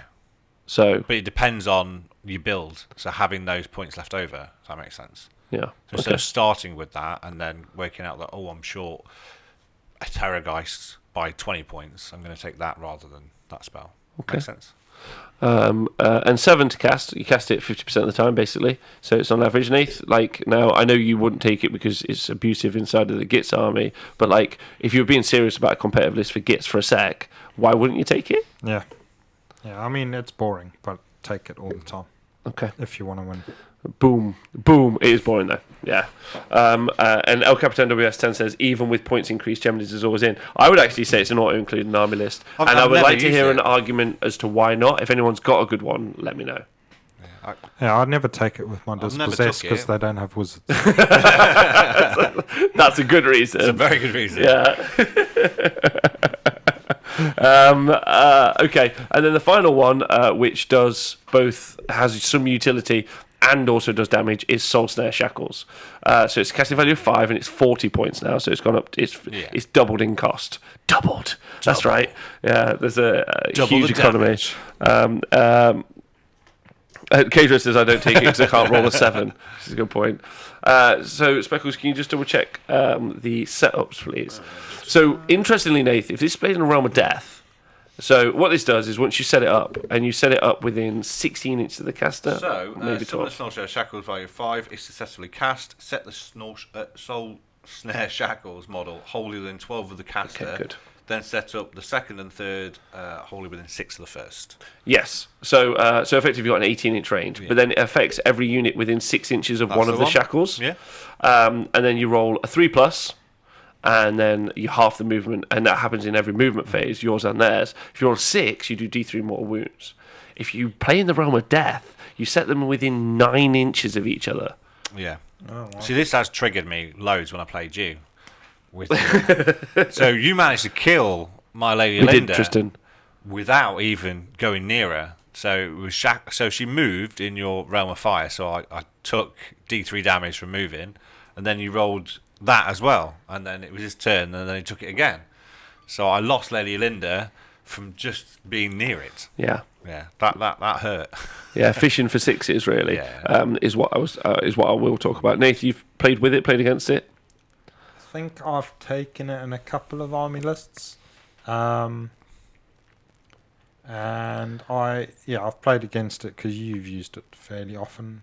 I don't tend to like using it on my army list because then I end up moving in Right next to it. So I think it would be better with a gun line type thing. It depends on your army build. I'd actually argue that you can't use it for the movement. My argument for this is that everything in the game is so fucking fast and also you're going to place it somewhere and then everything's going to run the fuck around it because its potential threat is really quite low. Like fishing for sixes on D3 mortal wounds isn't particularly scary. But what you do want to do is use it so that you you could use it for blocking. I've used it for blocking. Blocking. Yeah, I think if you had a teleporting wizard again, that would be good. So I guess with the gits, it'd be quite an interesting one to take. You could Hand of Gork wizard up and then use it to zone out an area. Then you can move your army up. Yeah, I mean, what's really interesting about it is it's quite got a massive range, and just rolling sixes for D3 mortal wounds. You're rolling on 5 or 6 units, you're going to get it off once, and that isn't quite as good when we talk about Geminids and it being 20 points more, and that being guaranteed D3s on everything. Yeah. So But it's always halving the speed. halving the speed's also a thing as well, but halving the speed on like 20 inches is sometimes like, True. but it's not bad. It's not bad at all. I actually think it's really good. But my question is to everyone in the chat and also to you two, like, how good do you think it is? Because in the realm of death, you set it up within 9 inches. That's a huge area you can cover. Because that's going to be 6, 9, 12. That's going to be 21-inch range that you're going to be able to fish for sixes on across your army's like front. It's pretty good. Yeah. I like it. I have used it quite a few times. It used to take Shackles and Quicksilver together. And I'd used Shackles quite a few times to block in areas that I need to make sure, obviously depending if they can't fly, so I can wrap it around into terrain to stop anyone getting that way through and holding objectives back. And then the extra inches, bit. not 20, whatever you said. What? 30 inches. 9 plus. 9 and 9 and 6 and 6. Yeah, but across flat, it'd be 6, which is 12 plus 9, 21, right? And another 9, because there's 2 of them. There's 3 of them, aren't there? Oh, you mean if you go lengthways? Yeah. Oh, okay. Yeah. And I do think they're one of the better inner spells as well. But I think again, this one takes a bit of playing to get the most out of it. I agree.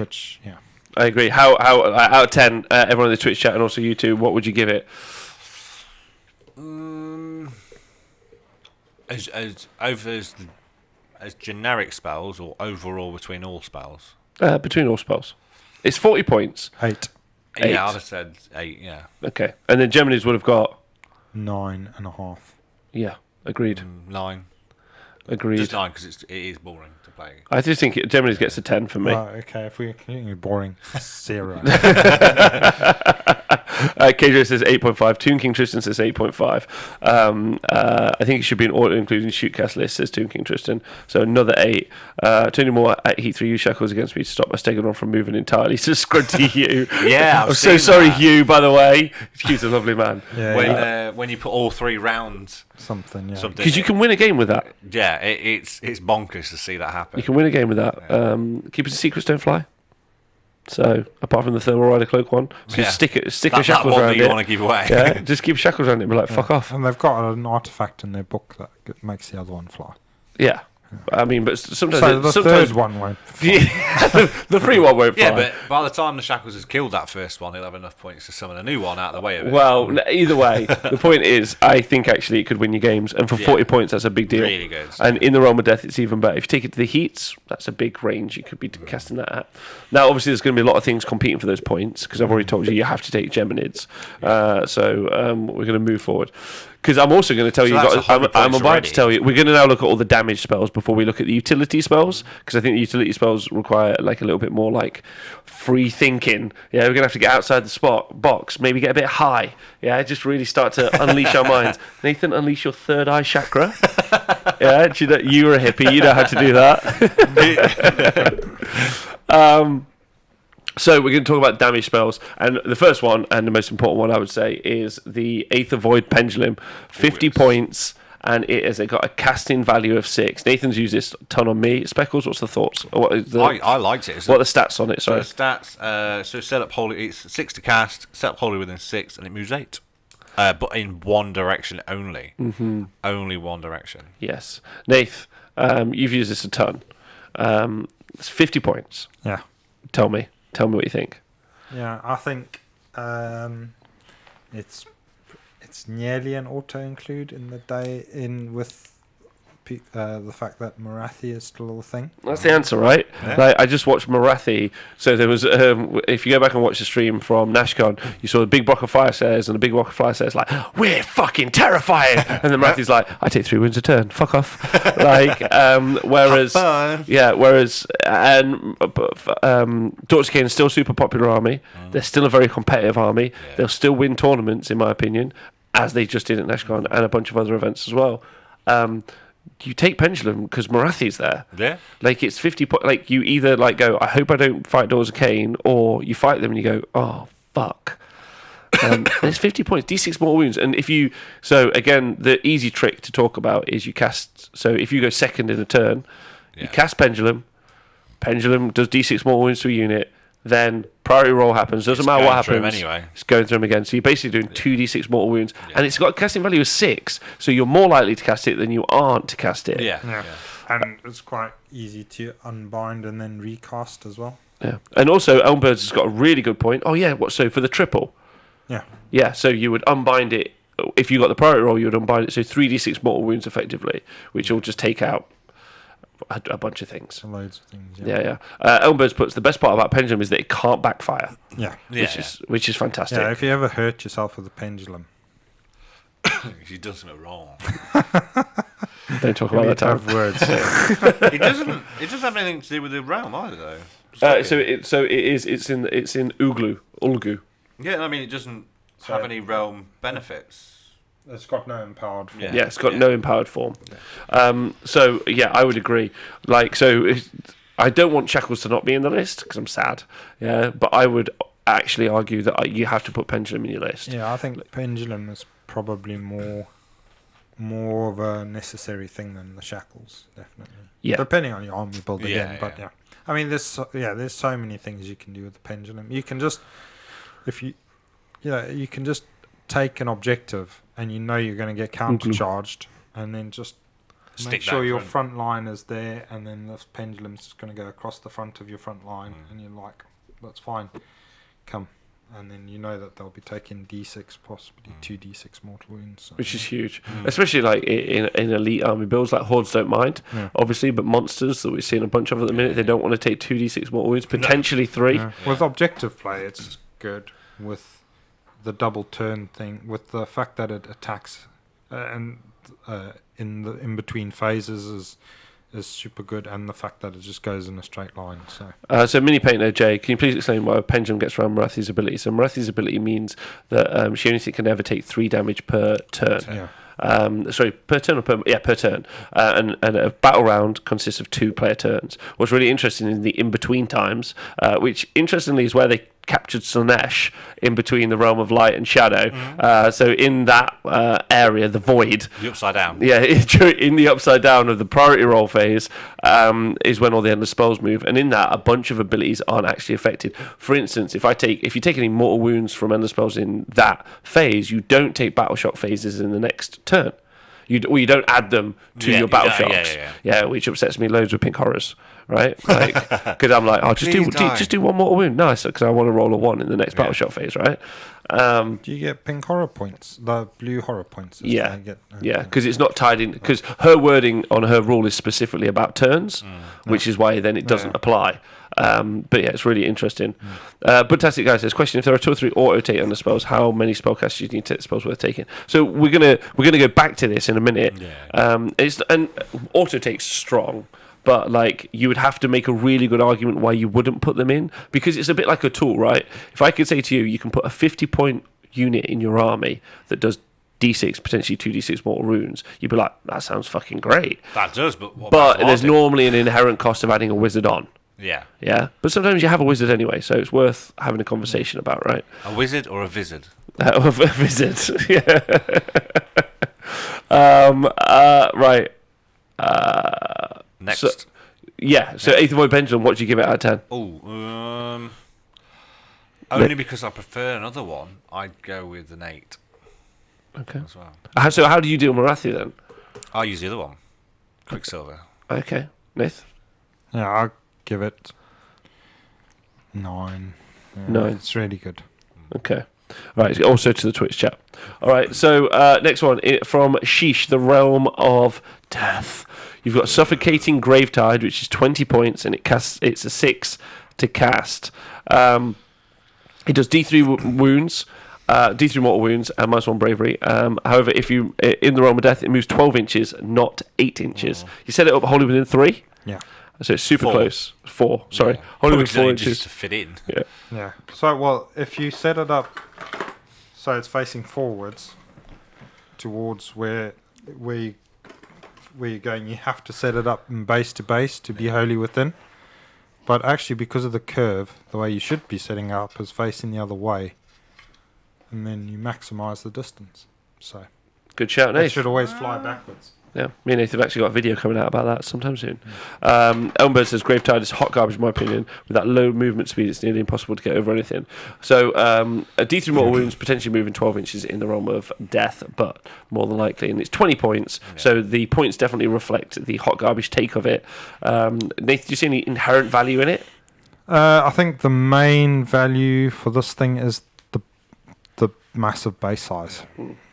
Yeah. So it's just something that you can. So if you're playing Death, if I was playing Death, I'd probably take it with my Mortarks and stuff, because then you just have it out there protecting one of your flanks or something. It just means less models are going to be piling into you. Yeah. So if you actually think about this in Palisades and put them side by side, if you guys have got them at home, don't think of them as a wall, that just stand there. Which is really fun. And keeps pushing them back as well. Yeah, it either pushes them back or it just stops you. I mean, if you've held onto an objective, you can effectively make it so that they're not going to be able to just run straight at you. They have to run around, just making it harder for them. That's great if you want to tag a unit. So if you've got a big unit and you just put 2 big endless spells, so like the Gravetide and Palisades, or or the Jaws and the Gravetide or something like that, and then you just leave a small gap so that your unit or your monster can just tag within 3 or charge and get within the half inch, and then so they can do all of their attacks through the small gap, but then they're only ever taking attacks from 1 or 2 models, and that just means your opponent will have to either just stand there, bogged down, or else it's going to have to retreat. And if it retreats, it obviously can't do anything, can't counter. So, sorry, Jet's just not impressed with what you just said. He's just spun his own chair away from you. So what effectively Nathan's saying is you can block off like an attacking front line and attack on the edge, like you would do anyway with a monster normally. Yeah. Most people don't tend to go straight forward into all of the extra attacks. But if you did do that, then you can block off all the return attacks, which is really clever, and you can do that with a bunch of stuff. Similarly, you could actually have done that with Shackles, where you can pin down a single model so that so they can't actually retreat, because if the unit can't fly, you can pin them in if they're on a big enough base. So you can block up 20 Sequitors with 1 Shackle cast, which is dumb but great also. But then if you're attacking that unit, that will probably be the first one to die. Yeah. All Boy Phil says only cowards don't charge. It's really interesting, the Suffocating Gravetide, but requires you would have to I don't think you're using it for those D3 mortal wounds, you're using it to block movement. Well, yeah, because you can also use it defensively. So if you're playing against Alpha Strikes and you're worried about something coming in behind you, you can stick that out. So I've played... I don't think I played Luke doing it, but I've seen Luke, a guy in Derby, play, and he wrapped it round, so I couldn't come in from either side. So he had his chaff at the front and those on the side. So no matter what I did, I had to hit the chaff first. So it was really, really well played. Really well played. Yeah, because you can't fight these things. Yeah, you're just like, well, it's just in the bloody way. Yeah. So what would you give it out of 10? Out of all of them, 4, 5. Yeah. It is very slow. Nath? Yeah, I mean, it's slow. It's not it's quite hard to use and play with. I'll give it 5, yeah. Yeah, 4 or It 5. could be amazing on that one time you need it and you've got that perfect gap. Well, I think so. Elmer says interesting take on it. I never really considered running it as a giant roadblock. So don't include it in your list just willy nilly unless you intend to use it as a roadblock. Like that's it, in my opinion. Because we've seen people playing with it and we've played with it for like a year and a half now. We know what its job is. So if you look at the endless spell lists, the one where they take a load of endless spells, so then they have to have a load of wizards to cast them. So you're looking at the Vermin Lord list or the Ragnarok list or stuff like that. Or the Change Hose list, yeah. Then I would expect people to take it in those lists. Yeah. But I wouldn't expect to see it just... just on. If I ever saw that on a list over either Geminids or Pendulum already, then I'd probably be mad as hell. I think when I played doubles with Par, he had Seraphon with a load of them. He used it just to block an entire side of the board for the Trogs, bless them. They were like, well, we can't get between the 2 bits of terrain and that, so now we've got to march all the way around the other side, which was straight into my Terrorgeist, which hurt. Yeah, I think it's I think it's something you could maybe use. You could like intentionally take it a lot and probably get really good at it. And like you said, if you're taking it to block things, you're not taking it to do anything else. Yeah, if you keep playing a game and you think, I really need something just there in the way, and I don't have chaff in my army, then that's... If you've got loads of wizards without many spells as well, so it's like I'll just chuck that out and I'll do this one, do that one, do that one. Yeah, I don't think you take it willy-nilly though. Situational sort of thing. So then you've got the Purple Son of Sheesh. 50 points. It's casting value of 8, so it's very hard to cast, which is important to note. And you set it up within 6 inches, and it normally moves 9. However, if you do play in the Realm of Death, it moves 12 inches. So 18 inches effective range is pretty big. And then otherwise it's pretty slow, really. Yeah. 15. Well, I've played with it several times now, this edition, which is really interesting. And you tend to just be unbinding it and recasting it generally. Yeah. But sometimes it's amazing, obviously, going second into priority because it's just such a threat for 50 points. It's obviously way less consistent than Pendulum. Pendulum's a much better choice, but it also you can't. So most armies can't alpha this spell unless you have a teleporting wizard or wizards that can move before they cast. So that's really important because probably the best utility you can get out of it is in an early alpha. Yeah. So like going in first, dropping on a bunch of units, and it's a really good answer to a bunch of units that already exist. For instance, the Hearthguard Berserkers, right? But if they've got 6 wounds or more, so because what it does is it rolls dice for every model in the unit. On 6, that model just dies. Not mortal wounds. You can't take an after damage save. Just straight dead. So, and if it's got 6 or more wounds, you roll a dice on 6. You take d6 more wounds, 2d6 more wounds, which is huge. And Slanesh don't get depravity for that, do they? Or do they get no depravity for? Well, if you roll the 6, it's just slain. Yes, I mean, so they won't get. I don't know, actually. It's a great question. I don't think they do get depravity from endless spells. I'm sure I've seen. Oh, no, so they don't get it when they cast them. But if they take wounds like everything else, then they do. But then they wouldn't on this either. Huh? They wouldn't from this. Just slain. Just slain. I don't know. That's a great question. I'd have to find out. So Squinty Hughes says Kinkstar Priest Purple Sun Drive-Bys, which is a hip-hop album I'm actually releasing next year. Nathan, you're doing a featured on that album, am I right? Yeah. Yeah?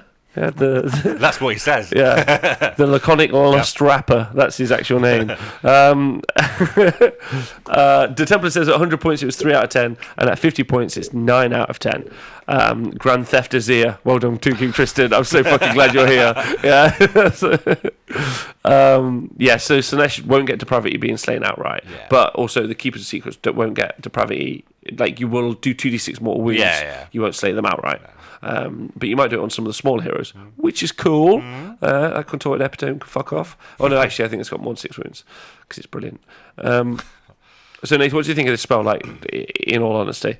It's definitely worth its points at 50 points, isn't it? It is. It's quite scary. Yeah. But so now here we get into an interesting conversation. I think a lot of people can play it wrong because they're just going to wang it out there but it's just not fast enough those first few turns, unless, It's not a turn one. Yeah, it's quite easy to play around because you know how fast it's going to go. So you just got to make sure you stay that. How fast it go? 9. 9, yeah. Or 12 in the Ramadan. Yeah. See, the way I've been playing recently with a build I've got for my Flesh Eater Courts, I've got my Vargul can move in the hero phase, and I can make him a wizard. So I can launch him 12 inches forward, then the spell, and then in movement phase, take him back. So I can just chuck out these short range cannons like that, and then drop it in the middle of their army. Yeah, I definitely think if you've got the end of spells list, you should be you probably want to be taking this because it's just so much damage for all the points. And then whenever you're playing an end of spells list, you probably be wanting to play the second half of the turn.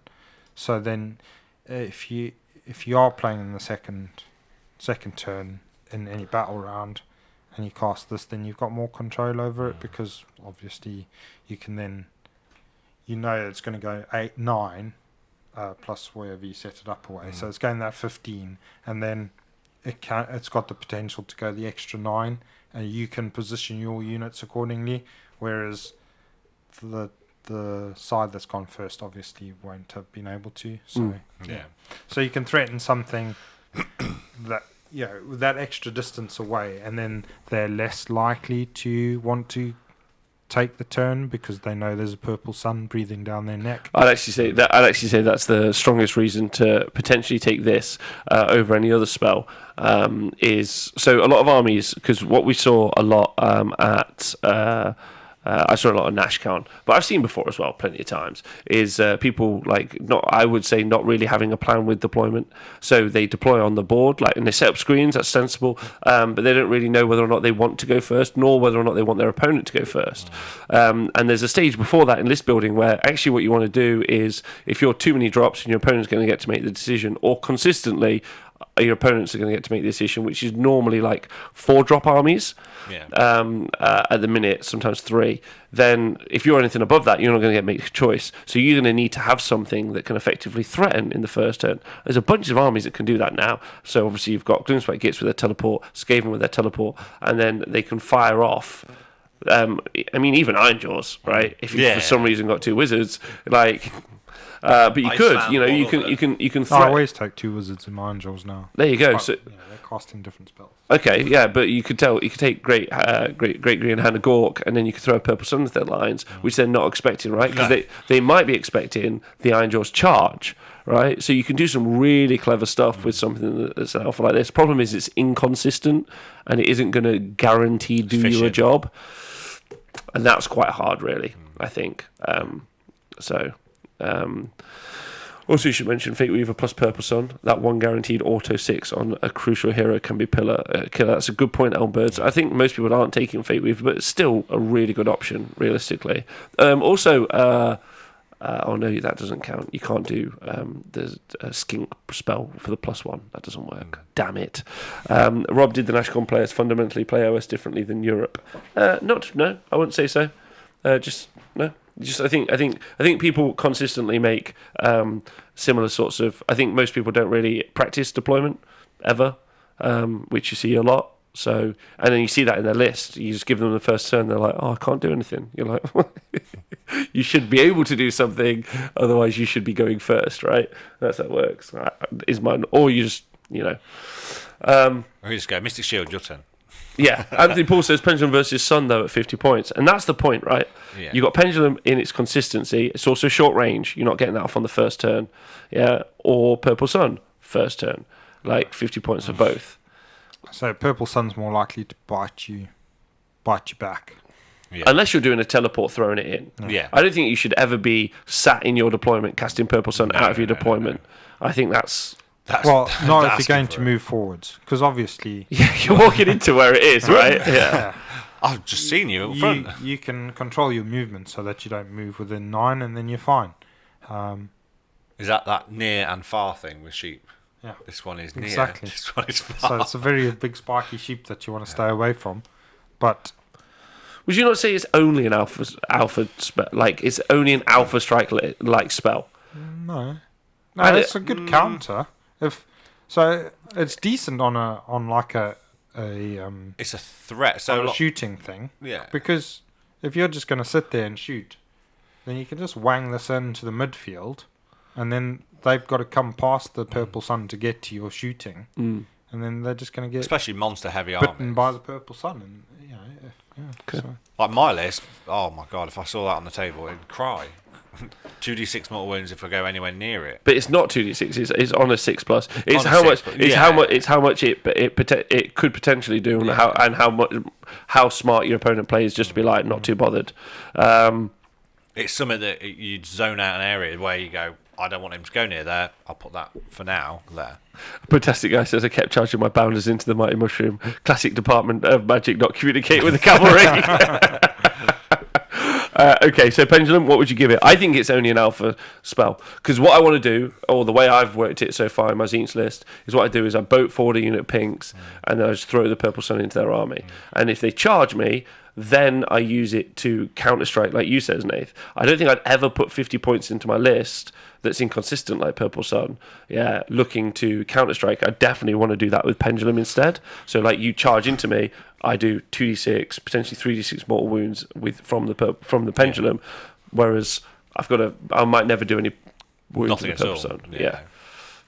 Although I think in the day and age of the Hearthguard Berserker block, the Purple Sun is pretty sweet. Very sweet, agreed. But there are other ways to deal with that, right? Yeah. If you've got the tools to chaff them up. So what would you give it a Purple Sun out of 10? That's cheap, so I'll give it 7. 7. It's difficult to cast as well. So Cast on an 8. That's a good point. We haven't talked very about that. difficult to cast. And 8's like you're very less likely to cast it depending on which army. Yeah, which army. So Yeah. most armies are going to struggle casting that 8. Yeah, Gloom Spites are fine. But, And but Tzeentch what are- about your Dwarven? and Tzeentch are fine, yeah. I'd go 7. Yeah, I won't take it with my Dwarven. You sure? No. Yeah. Oh, really? Just add it onto the point. Just go, Would you take it with your Iron Jaws? No, I've got. Because you want to be fighting. Yeah, you've got other. You don't. Yeah, you don't want it where you are, and you're going to want to be where the enemy is. So no. No. I wouldn't. I don't think I'd take it. Okay. Maybe even a 6. Okay. I think if people can alpha it, I think it's a really solid point. Put it into their army, fly away. Yeah. Reikenor says Ant Paul as well. Purple Sun Sylvaneth because of Throne of Vines. So I reckon it gets like a 7. It's nice that it's there, like because it can deal with Hearthguard Berserker blocks because you roll a dice for each model in the unit. Or 6 it's slain. It's pretty cool. But they can also ignore spells, which is a shame. All right. So moving on. Grr. Yeah, Ravenex Gnashing Jaws. It's 30 points. It's got a casting value of 8, which is way high for its output. And it moves an additional 12 inches. It moves 12 inches, sorry, and it sets up within 12. Within 12, so it's 24-inch range, which is crazy. And if you're putting Within 6. and if you're within 6, 18. Yeah. 18-inch range. So you set within 6 and it moves 12. If you're playing the wrong beast, though, it moves an extra d6 inches.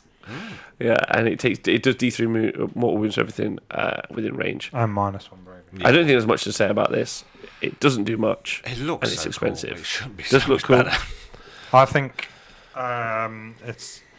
It should be an Iron Jaws endless spell. Yeah, and I Well, it think should be. It's, It should do a lot more. I actually think it's quite good now for 30 points. I'm tempted to take it It's with quite my big. list.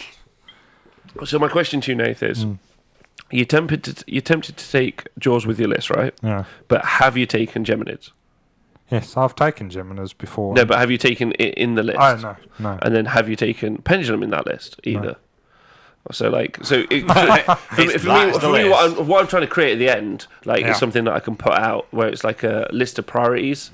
Yeah. You know. So in my list, so if I've only got 30 points to play with, then I'd be tempted to take this, but I'd probably take the Quicksilver Swords over this. Yeah, with the other one, the 10-pointer. Yeah. So, but then if I had 60 points, would I take Geminids or would I take the Swords and the Jaws? Yeah. I'd probably take the Swords and the Jaws. Very interesting. In my list. But then,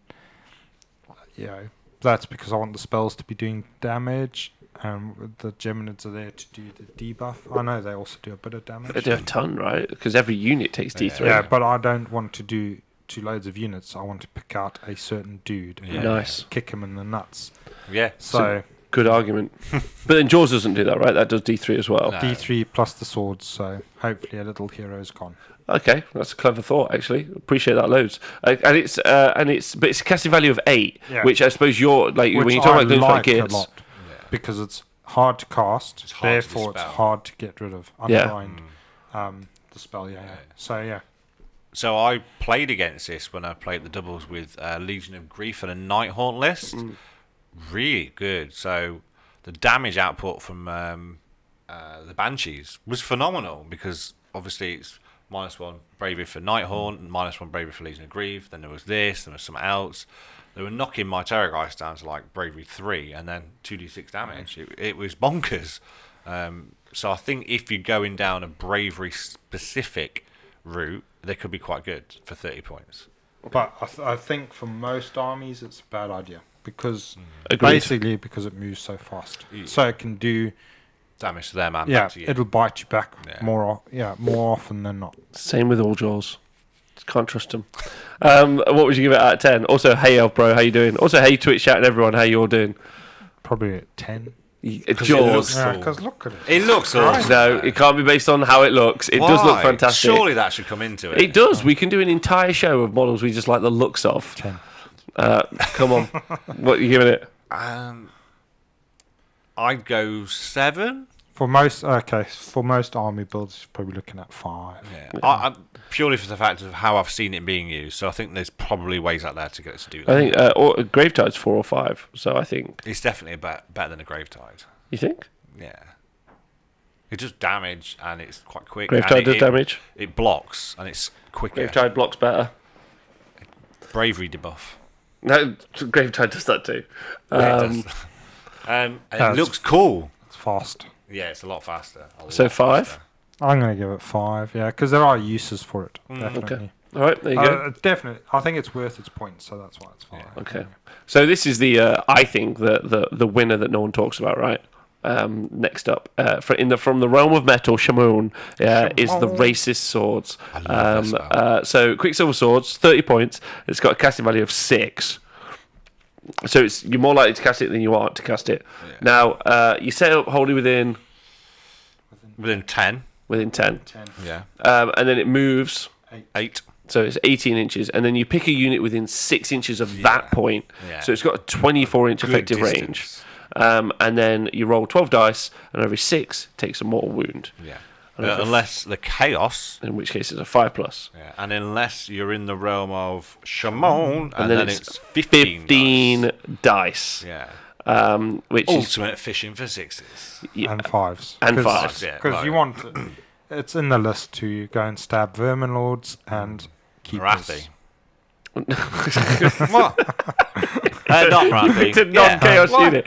No, it is. Yeah, but we'll move from let's Marathi. swing back Yeah, around to yeah. Marathi in a minute, because that's a good point. Yeah. But yeah, Nate's right. And like Vangelis has said in the chat, really, we're looking at like a very chaos-heavy meta. Yeah, like Nate pointed out, Skaven and Slash doing really well. Zinch are about as well, although try casting against them. And even Khorne. You know, there's a whole bunch of people trying really hard with Khorne. Not as much, but generally. So it's a super chaos heavy world. So with that said, you're more likely to run up against some of these armies anyway. That works even better on. And then if you do play in the realms, that's 15 dice on a 5+. So you do 5 mortal wounds on average from the racist swords in that situation, which is just a dead hero for 30 points with a 24-inch effective range, casting value of 6, so you can alpha with it. Sorry, so it's really good for that 6-inch bubble. Obviously, if you're playing against a good player, a lot of them will put their hero behind a line. They don't normally look for 6 inches. They normally look for the 3 for the combat. So they'll chuck it just inside. You know, go put it there. I'll take him, and they never realise how close. Well, I think the good point is you can't screen the spell. Yeah. Like you can't block it off from hitting something you really want to protect, which is like where it gets really, really scary, realistically. And I actually think that this possibly is arguably one of the best spells in the game. Yeah. It's definitely one of my favourites. Yeah. Nath, what can you say about it? Well, it's just, that's one of my favourites. It's so fast. And, for getting to those little heroes that are buffing the enemy stood behind their units, buffing away. Just go and stab them with some spells. And for some reason, I always seem to roll really well with these. Really well. Really well. So you're using this as a damage output, and let's talk about Marathi again. So the whole army hates it. The Daughters of Cain, because obviously the Hag Queens are quite close to where the units are, and they're very low wound characters, and you can just pick them off with that.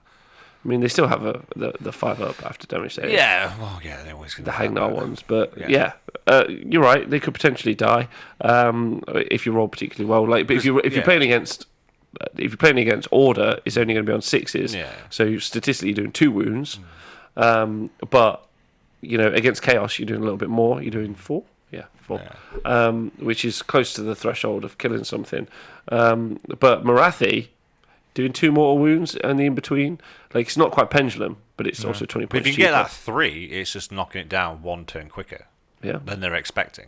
Which is a good point. Yeah. Especially, I mean, for some reason they might not turn it into a big Marathi, and if you can pop that out turn 1, before if you get the chance to go first and you can hit Marathi with that first. Yeah, I mean, really good. She's unlikely to be set up within 24 of your caster, but if you got teleport caster, which is what I'd go with. You're in for a good time.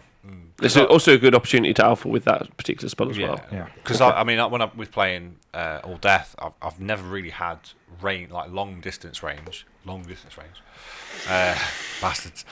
So that's been really helpful for me, because I've never been able to get to those back lines to get the little buff pieces. So I've always kind of wanted to keep that in there.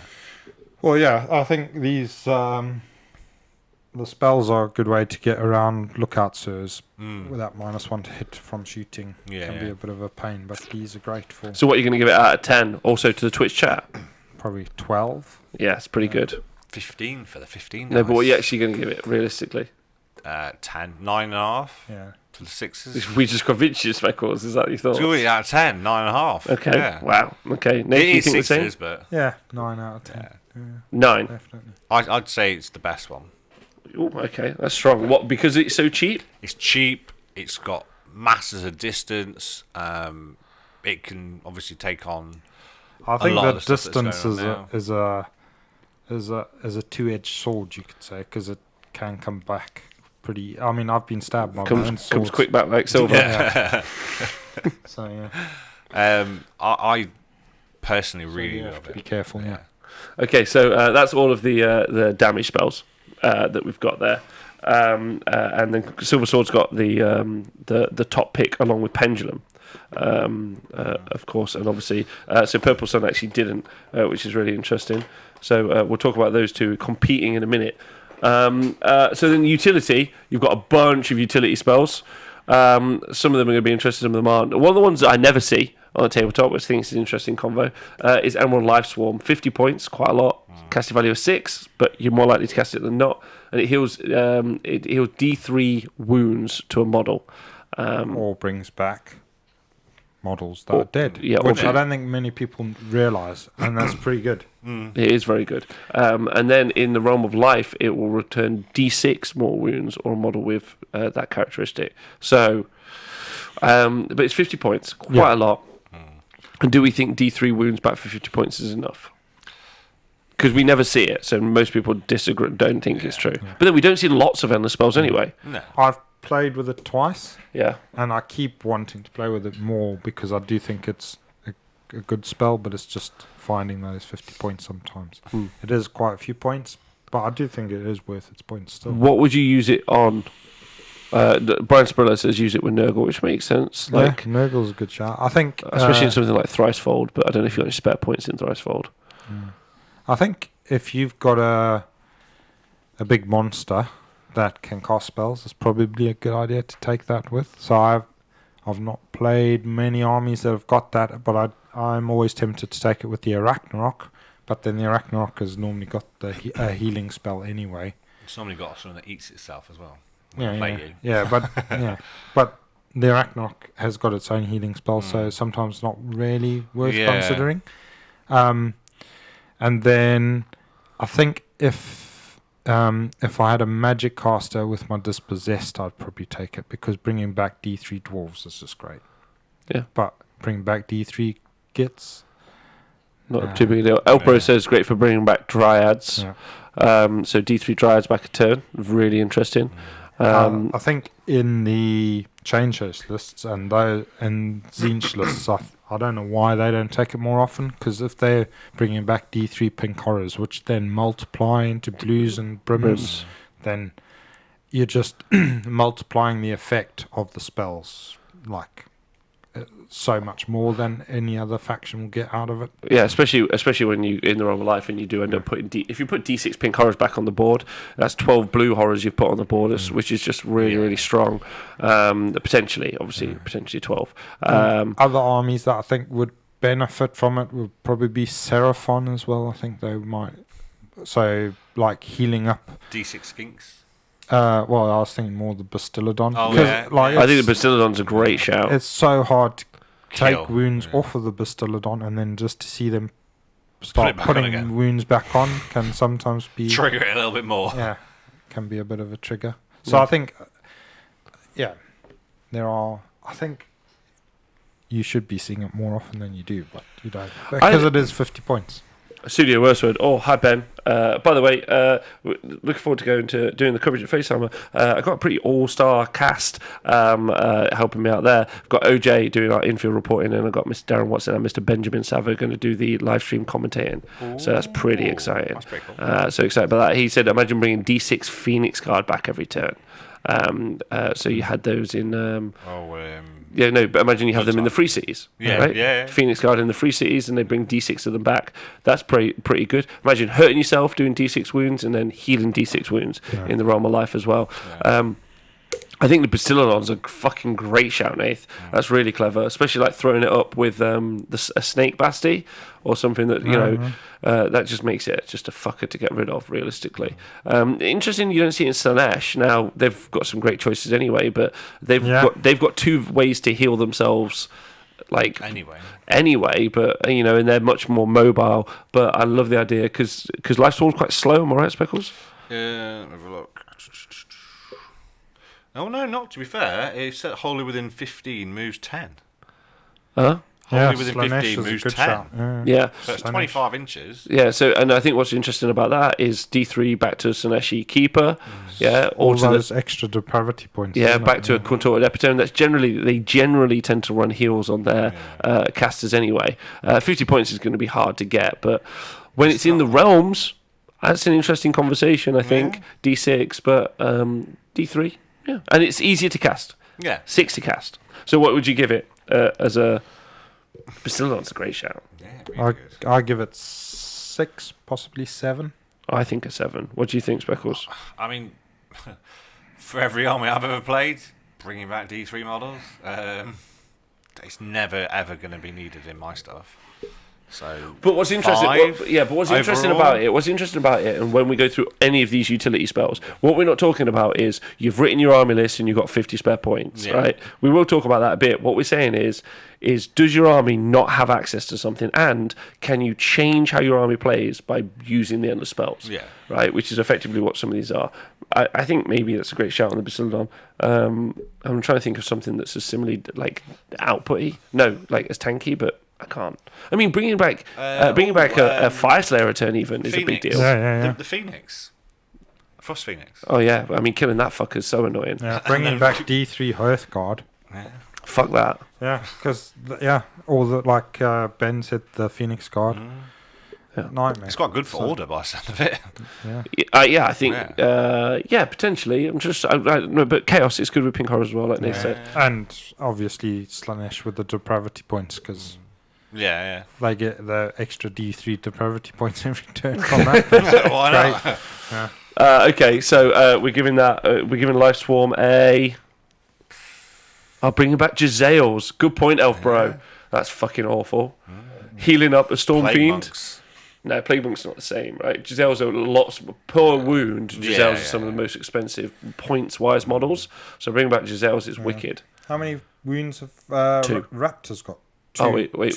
Long strike Raptors. 2. 2 as well. Yeah. Bringing back long strike Raptors. I think any shooting. That's why I said the dwarves. If the dwarves had access to magic, I'd probably have that all the time. Just bringing back iron drakes and stuff like that. So. Oh yeah, because they're expensive as fuck as well per one, right? Interesting, very interesting. So what would you give it? Did you say 7? 7. Tomb King Tristan says bring back Tomb Kings. D3 Tomb Kings. Oh yeah, wow, Vangelis, healing Vorgroth. Vangelis, is that you? Are you all the way down in Mexico? I'm almost certain he is. For me, probably less. I'd go like 5. Okay. Obviously, because it's good for other things. I'll sit in the middle and I'll say nothing, 6. Nothing I think you'll have to learn it personally. Right, next up, Laquan the Soul Seeker, 60 points, casting value of 6. So you're more likely to cast him than not. You have to set him up wholly within 3 inches of the caster, and then if there's a unit. Healing Marathi. Why didn't we think about Healing Marathi? Why is it not in a Daughters of Cain? Ben, you're here. Why is it not in a Daughters of Cain list? Why would people tell this to Daughters of Cain players? Just know it and keep it in your head. Imagine healing D6 to giggle Marathi. when you know they're not doing it. Can we not delete that? Yeah, please get rid of it. Oh, okay, imagine this. Sam's just gone. I don't know. Yeah, maybe. I mean, 50 points is still expensive, but yeah, D3 back to Marathi or D6. Imagine getting 3. Well, that's another turn and you're not going to kill it. Oh, fuck. Why would anybody say that out loud? Who said it? Mini Painter. Because you can't heal Marathi. Are you keen up? You can't heal Marathi. Thanks, Studio. Can you not? Easier. Yeah, you can't be healed. That doesn't matter then. That's fine. Woo! There you go. Why? That, by the way, is the panic if you'd ever like to record it. But also, well done, Games Workshop rules writers. Yeah, that's great. We don't often say that, but fucking congrats. They've seen that and gone, wait a minute, this spell could be really good for Marathi. We'll just stop again. I don't think that's what it did. All right, so Laquan the Soul Seeker, 60 points, casting value of 6. Yeah. So you set a wholly within 3, and then 12. In the hero phase, you set the model wholly within 3 of the caster. Yeah. The person that casts it sets it wholly within 3. Latch on the Soul Seeker. Yeah. Wholly within 12. Of the caster. Wholly within 12. Yeah. I've really been stifling myself. I was just saying, is that right? Yeah. It says only within 12 of the caster, but you have to be within 3 to get on it, don't you? Yes. Yes. So then, that's the point. I didn't know that. I'd been hampering myself like a because noob. you're just like, I want it there and I want that. So effectively, you cast it, set it wholly within 12 of the caster, and then a unit that's wholly within 3 can move in the hero phase. And then, so it's in the hero phase. And this is huge, I think, because there's very few armies that have access to this, right? Laquan, the Soul Seeker. So what do you got? And then you deposit that unit out in the hero phase. Kick them out. Yeah, it moves 12. Yep. And then, you weren't sure there. Yeah, and then they get out within wholly within 3 inches of the boat, but 9 inches away from enemy models. Yeah. But effectively, because you get out within 3, you can, and if you set them, so effectively you put the boat in front of your unit, you've got the 3 plus the 3, so it moves 18 inches is how far you can move a unit. Unless it's in Sheesh, and then it moves 18 anyway. Unless it's in Sheesh, and then it moves 18 fucking inches, which is crazy. Yeah. The biggest problem I've actually found when using this model is that when you end up being 9 away quite early, but it does mean you can take a unit that your opponent didn't think was there, and then you can whomp it forward and put them into threat range. But I just think it can take a lot of models on there as well. It can take a lot. It's really, really good. But I do think that you're taking it for a purpose. Yeah, I do like it. So I've used it a few times now, and when I've used it, I've set up knowing how I want to use it. So I've purposely put the unit I'm going to move and put a hole in the middle. My opponent's gone, I know what you're going to do. I'm like, yeah, I know, and I'm still going to do it. So that it's very easy to spot what's going to happen when. So I actually, when I have played with it, I actually set up. So I actually set up 2 units of shooter boys. So this would be Ironsworn, not Ironsworn, the other ones. Fireglaves for Chaos Dwarves. I actually put 2 different holes, so my opponent didn't know which one. Which I also, when we get to the Soul Screen Bridge, it's the same thing. You can potentially redeploy your army, and your opponent's like, oh shit. And obviously, everyone can do that with really fast movement anyway. Yeah. But the fact that it gives fast movement to models that don't have it. Basically. Yeah, exactly. But I think what it does more than that. So I think there are 2 potential good uses of this unit. there is taking shooting units and moving them up the board, because that's huge. They can't move after, but then effectively you can take really good mid-range shooting, and I'm looking at you handgunners, yeah, because they're pretty scary, or Iron Drakes, or the fake ones. Yes, or Fireclaves, particularly. Pink Horrors. Pink Horrors aren't good shooting units. No, but they're very good to... Yeah, but that's a different conversation. And then move them up the board, and then just shoot out those characters. Usually those shooting units are quite expensive, though. So so you need to be able to either get to them or go defend them. And I probably, if we talk about it, I would probably use the Soul Scream Bridge over the boat to do the shooting units. If we're having that, if that's its purpose. Unless, Nathan, you disagree? You got any thoughts? Yeah, I mean, the Soul Scream Bridge is good because you can move more than one unit. So if you need like a buffer, or you can move a screen as well with the unit. But then the nice thing about Longchamp is that it moves again in the in-between turns phase. So you can do a drive-by. You can shoot, and then if you do lose the turn, then they will tell you can move it back to move one at the end of the spell, so you can just jump your lads back in and retreat back behind a screen or something like that. Yeah. So yeah, I do think you can build army lists to use this. So like you said, something like an Iron Drake list would be great. If only you could get a wizard with your dispossession. I mean, you literally can. Elper is just saying that Dave Kerr, the Australian master, he actually used it with his Darkling Covens on the weekend through the executions, and he used the battalion to have them move in the hero phase, so they finished 3 inches out. Wow. So you're talking about a unit that is not fast. Executions are fucking terrifying, though.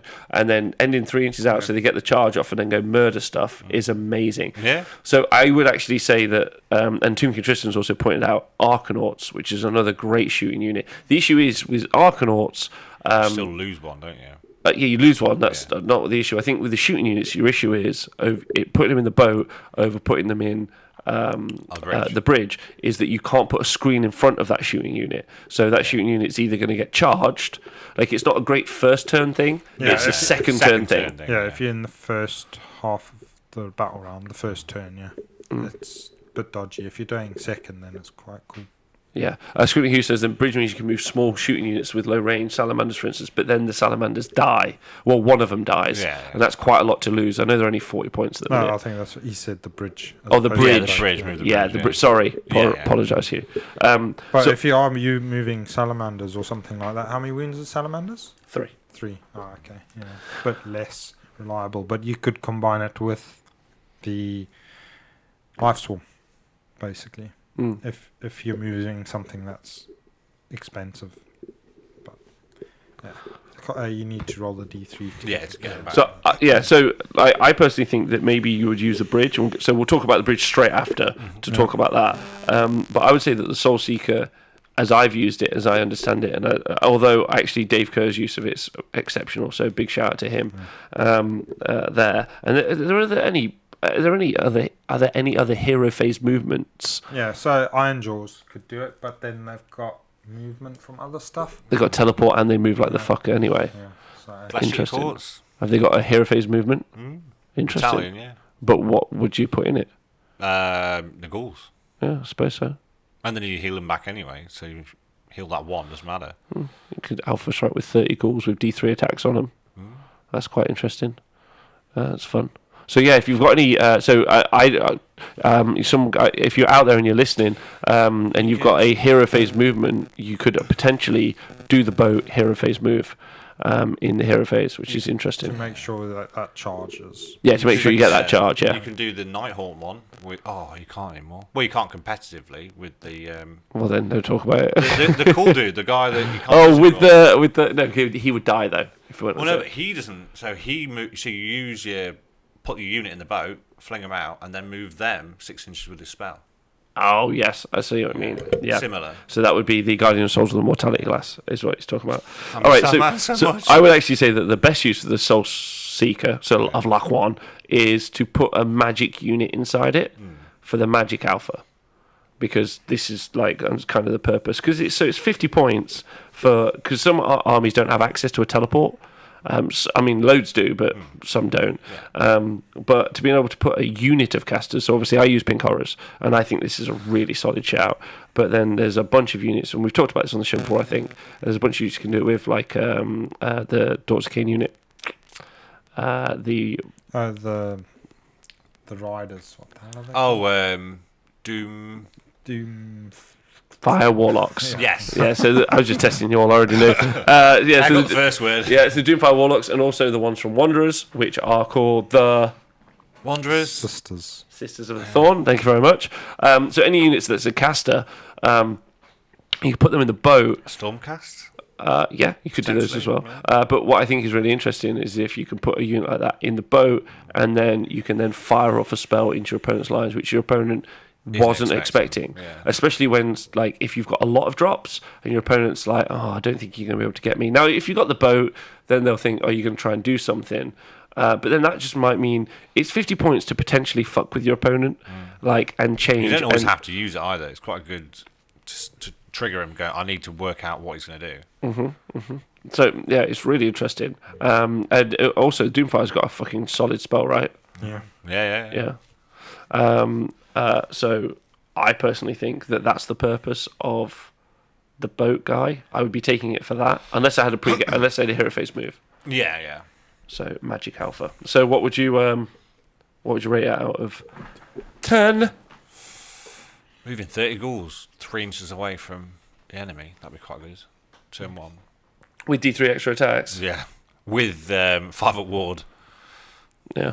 See you later, Elf, bro. I think it's good luck, man. Great for specific army builds. You can build an army list With it. specifically to use this, like your pink horror list.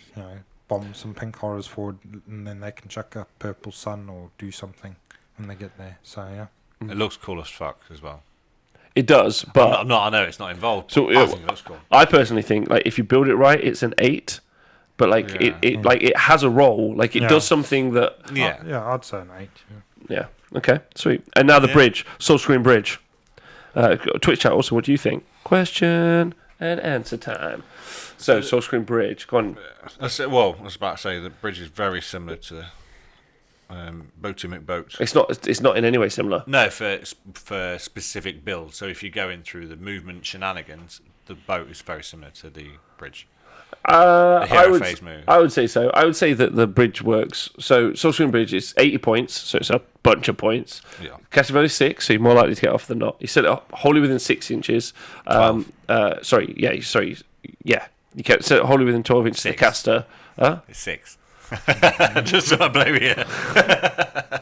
You're like, no. Read it out. So it's wholly within 6 and set up 6 of the caster, and then set up the second bridge wholly within 12 of the first. Okay, good. All right.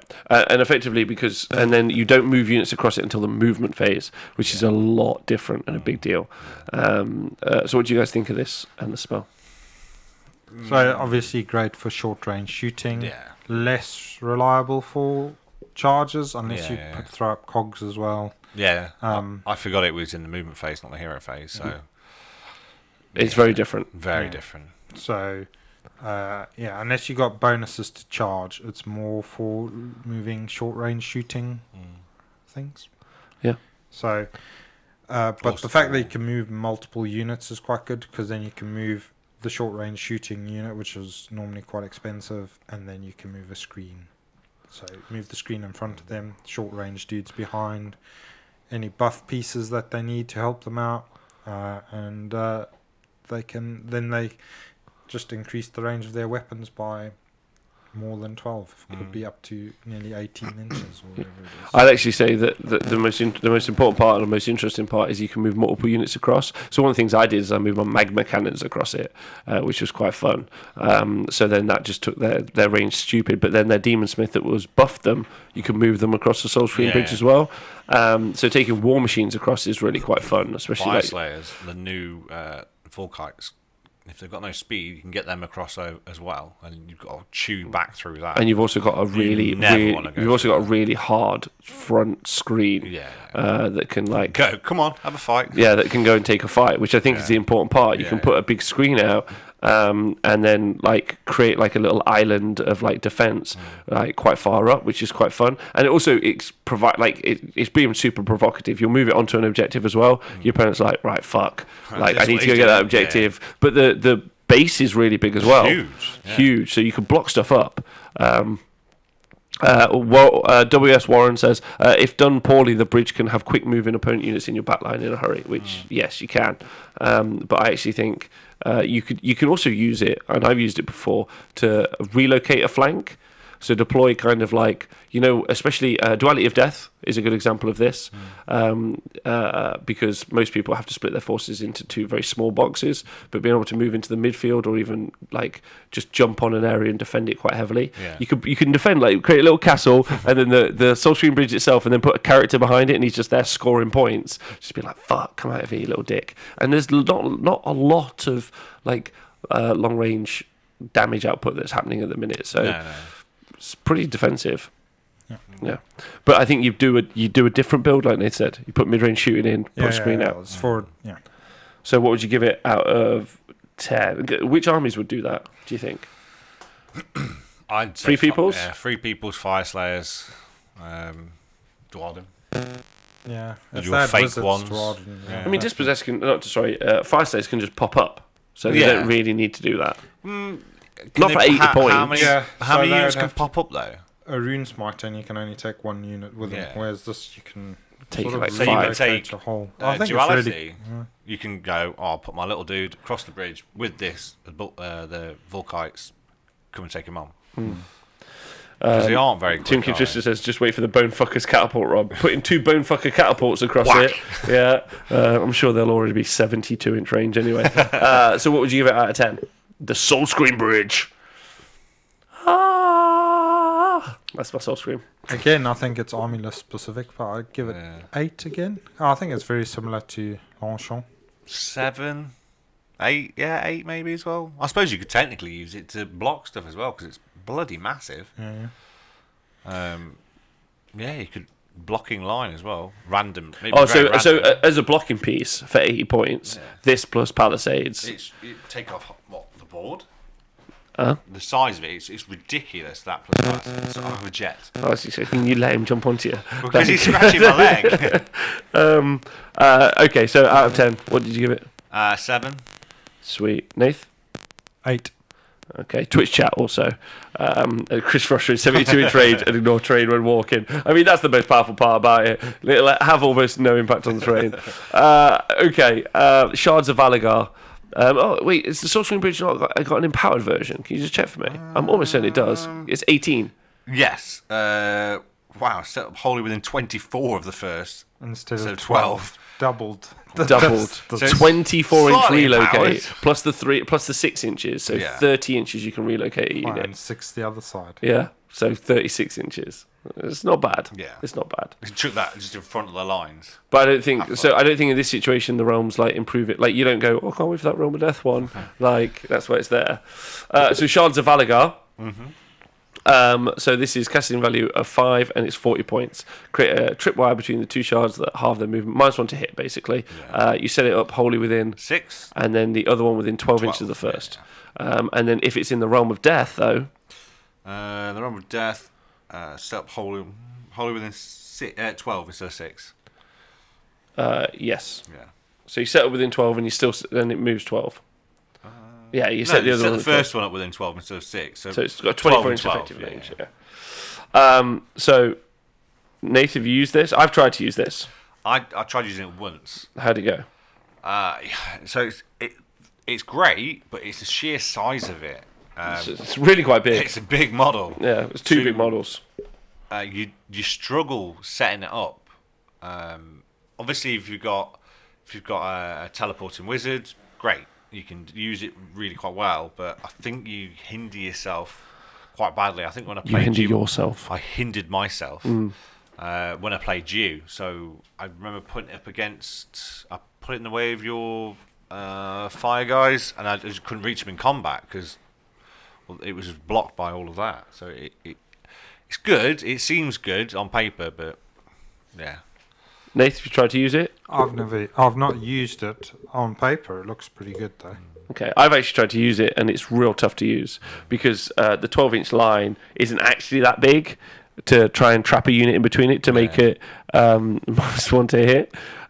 Thank you, All Boy Phil, for spraying 22 wild hogs. That's good. There's 30 to 50 feral hogs coming for your kids any point now. I find it really, really tough to use. And for its points cost, like being 40 points is fine, but Shackles just does the job better. Yeah, a lot better. And is easier to use and has bigger range. Yeah. So I just can't make it work well. And I'd be interested if anyone else out there has worked it well. Most times I've seen it. Yeah. Yeah. Most of the time I've seen it used is, again, to use it as part of move blocking. So people will take the Shards of Valagar and also... Shackles. Shackles, yes, but the bridge, not the bridge, the Palisade and also Suffocating Gravetide, and just surround... something with, just because it's a huge footage. So yeah, I just can't work it, and if anyone out there has been able to make it work better, I'd love to hear. It's because you Squinty Hugh says it's another really handy spell to use with a Star Priest drive-by, so that's interesting. Yeah, teleporting wizards. The difficulty is getting the line. So obviously you took the first one out, you need to get the other one behind or slightly behind the unit you want to put the line through, just so the line works. You can't just stick it in front because it'll just go around it. So it's very difficult. No, but it only hits the things on that line. Yeah, exactly. So you have to get that one and that one. So if that's your unit here, you need this and this to go through it. But because it's wholly within 12, it's such a big model, it's difficult to get it in that line. Yeah. That makes sense? Yeah, it's just tough to use, I think. But you're right, teleporting wizards, being able to drop that in, and it is automatic as opposed to 3+. And then when it does happen, it happens right then, and then they're half movement straight away. Yeah. Half movement -1 to hit is great. Yeah, well. It's if really you can make big. it work, great. But, Now I would actually say that I'm a little bit reticent to give it a score that I'm comfortable with, because I think it's just a bit like Gravetide. I think I can see how to make Gravetide work. I just need to practice it more.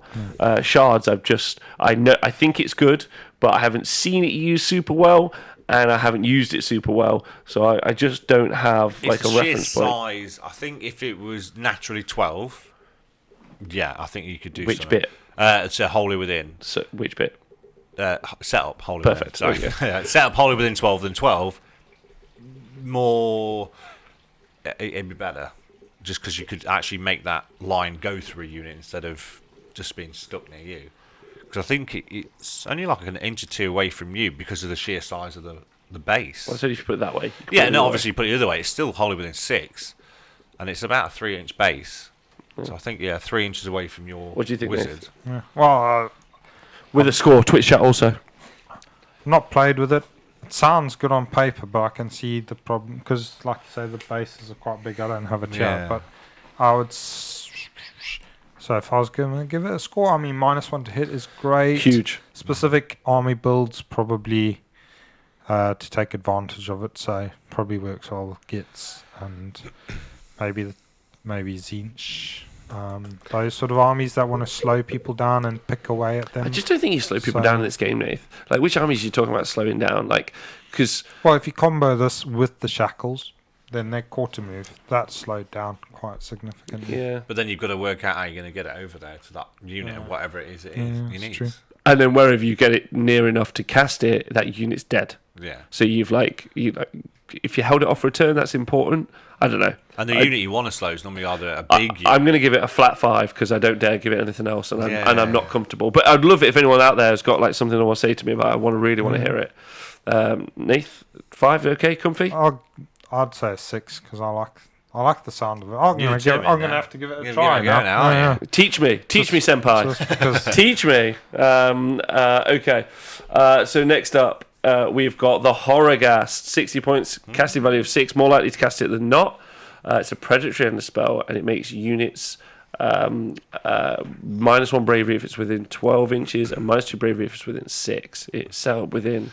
Wholly within 12 of the caster and moves 9. So it's 21 inches. High fledge bomb. Rob is back. So Horrorghast, we've seen this used a lot in the bravery debuff list that we've seen in both Flesh Eater Courts, and we've also seen it inside Legion of Grief. So that's interesting. Tomb King's Tristan, maybe cast it in Sacrament. He's talking about Shards of Valagar, maybe. Yeah. Horrorghast, have you played with it? Played against it? I have. I used it against you, didn't I? Yeah, it was really good. It was bonkers when I was getting -4 bravery on your stuff and then screaming it to death with a unit of flayers. Because you had Gits, didn't you? Yeah. And Gits aren't very brave. I think they're like bravery 4 anyway. How dare you, sir? How dare you? They're the bravest and most noblest of all dudes. So yeah, I think I was knocking you down to bravery 1, which is quite cool. Yeah. And then rolling 2d6 and taking all that damage. It was horrifically good. Okay. Yeah. So it specifically works in those two armies very well. Yes, really. But does it work in any other armies for any reason that we can think of? I mean, I like the idea of having it. So it's 40 points. So it's 60 points. So it's very expensive. Yeah. So I probably wouldn't, but I like the idea because I think you might see more Aetherican, specifically the eel build. Out there at the minute, and I like it against them because those motherfuckers are not brave, and you kill a couple of eels and then they're -2 bravery. That's wicked. Yeah. I think the problem is because it's 60 points, you can get 2 endless spells that can do -2 bravery as it is anyway. Yeah. I think it was quite cool. It's just horrifying. And they'll do the damage. Yeah. And that's the thing I love most about Age of Sigmar and horror is just this. Yeah. What do you mean, this? This spell. Oh, this spell, yeah. I mean, it's cool. I liked it. I really liked it against yours, but I don't think... I mean, even if I played against your Zinch, bravery 6 then, so my Terror Guy screens would be doing something regardless. But we've already talked about that. Yeah. They work in those two armies. It's whether or not it works in anything else. Warren says, Daughters of Slanesh may be able to make some use of it, but there are places where you could just use the points. I think 60 points is too much. Yeah. Like, unless you're able to like double down on a bunch of existing results. So because of that, I'm giving it a 4. So I think it only... Because it only works in 2 builds because they've got something. It doesn't have any other utility. I mean, still -2 bravery, still pretty... It's not good in a world of but then battle you're saying that's less. Have you not watched the mini wargamer videos? Hordes are too good. Have you not seen? So that's better than the Shards of Vagar. Well, you put Shards as 5? Shards is a 6. I thought you put it as a 5. No, I went for a 6. 6 seems good. Yeah. 4 for Horrorghast though, because it's too many points in my opinion. Yeah, for me, I like it. It's cool. I'd have gone 7 for me because of that specific army. It's cool. Yeah. Dave? Yeah, I'm going to go 4 as well. I know it's specific. There's a specific... It's very specific. ...build that can make the use of it. It's almost like they were designed for death armies. But like, maybe. Legion that never got any endless just in spells. general stuff. Nah. Okay, so Horrorghast, good. Get out of there. And is it empowered in any way in the Realm of Death? Yeah, it does get empowered. We haven't talked about that. So it can move up to 12 instead of 9. Okay, so it's just a bit faster. It's quite fast. But yeah. Anyway. It's fast enough, isn't it? Yeah, so it could do 21 inches basic. So it's wholly within 12 and 9. So 12 and 12, 24. Yeah. I don't rate it. A 4 I feel is comfortable. So Umbral Spell Portal now, the big horror of the start of the edition. Yep. 70 points. You can now only cast 1 spell through it. You set it up within 3 inches of the caster. You set it up maybe even further, but in order to use it. Yeah, wholly within 12. But you have to be within 1 inch to cast a spell through it, sorry. And then you set the other one within 18 inches of the first, then you cast a very spooky spell through it of your description, of your choice, and you measure from the second mirror.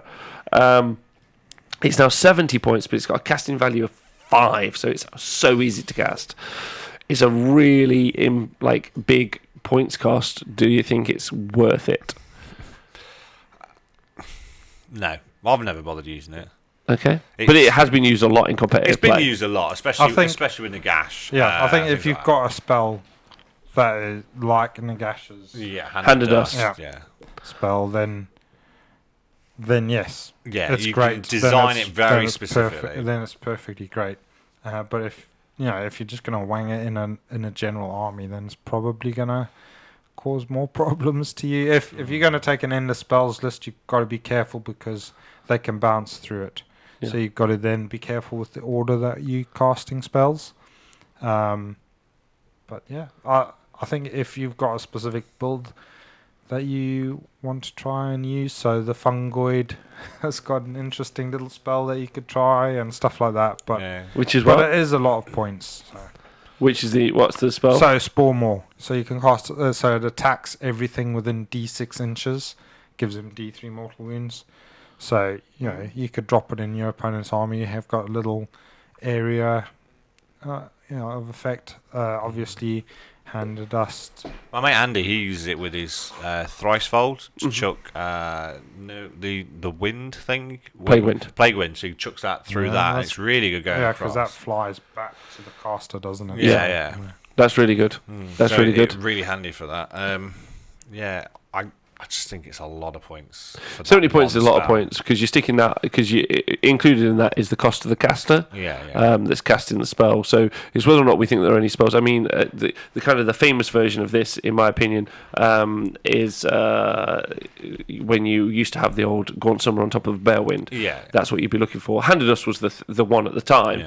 I agree with you, Nath. I was just thinking now you could put like the spell portals midfield, like not intentionally in your lines, and then cast your Purple Sun / mid-range spells into, do you know what I mean, that zone, and then you just start creating this kind of like fuckery of a line. That's quite fun, especially in the right scenario. But the problem is you would probably have to look at the packs, like the scenarios that you're going to play at an event. We decided to, thank you very much, Lutheran, for noticing, we decided to give people the close-ups because people have been missing our faces, so I've now got you guys in some more tense close-ups, so just people can see the drama. You happy with that? Ecstatic. We can't see our faces, so that's Lutheran says he'd hit me. I appreciate that, Lutheran. I appreciate that. He'd hit you? The Dragon Reborn. So with a bat. To restart your heart.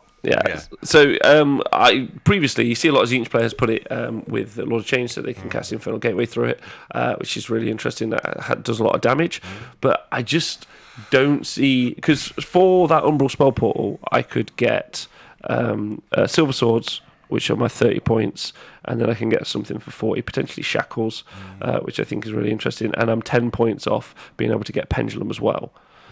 I just don't see it. No. I think you can get points. I think you can get better in there now.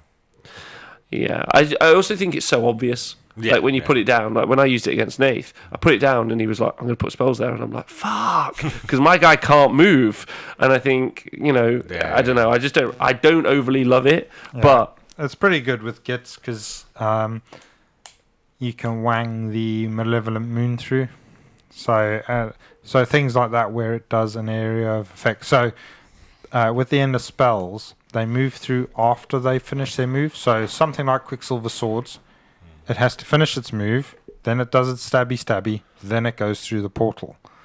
But if you got something like the Horrorghast even, or something like that, just to give it that extra range if you need to.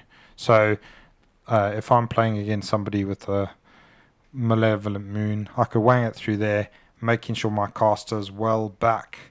So like Tzeentch always going to be trying to stop my magic, but I can keep out of spell range. I can keep spell range. Out of the unbind range, throw that fella through, and then it's going to be making your casters struggle to cast because they'll be -2 or -1. It won't do the damage at first, but at least then it'll be in your lines causing havoc. So okay.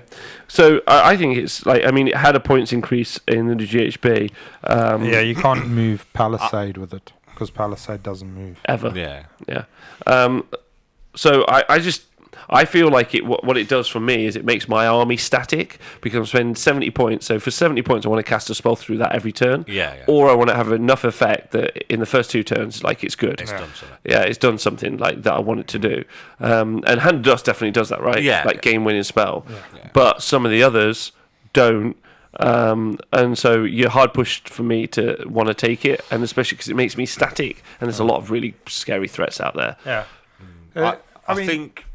I think obviously it got the points reached because of the Hand of Dust, which it needed to be stopped. But I don't think it's for 70 points. Now. I think it's probably priced right because for 70 points, people are humming and hawing whether to take it. Yeah, and that's probably how things should be pointed. Really, that's a good point.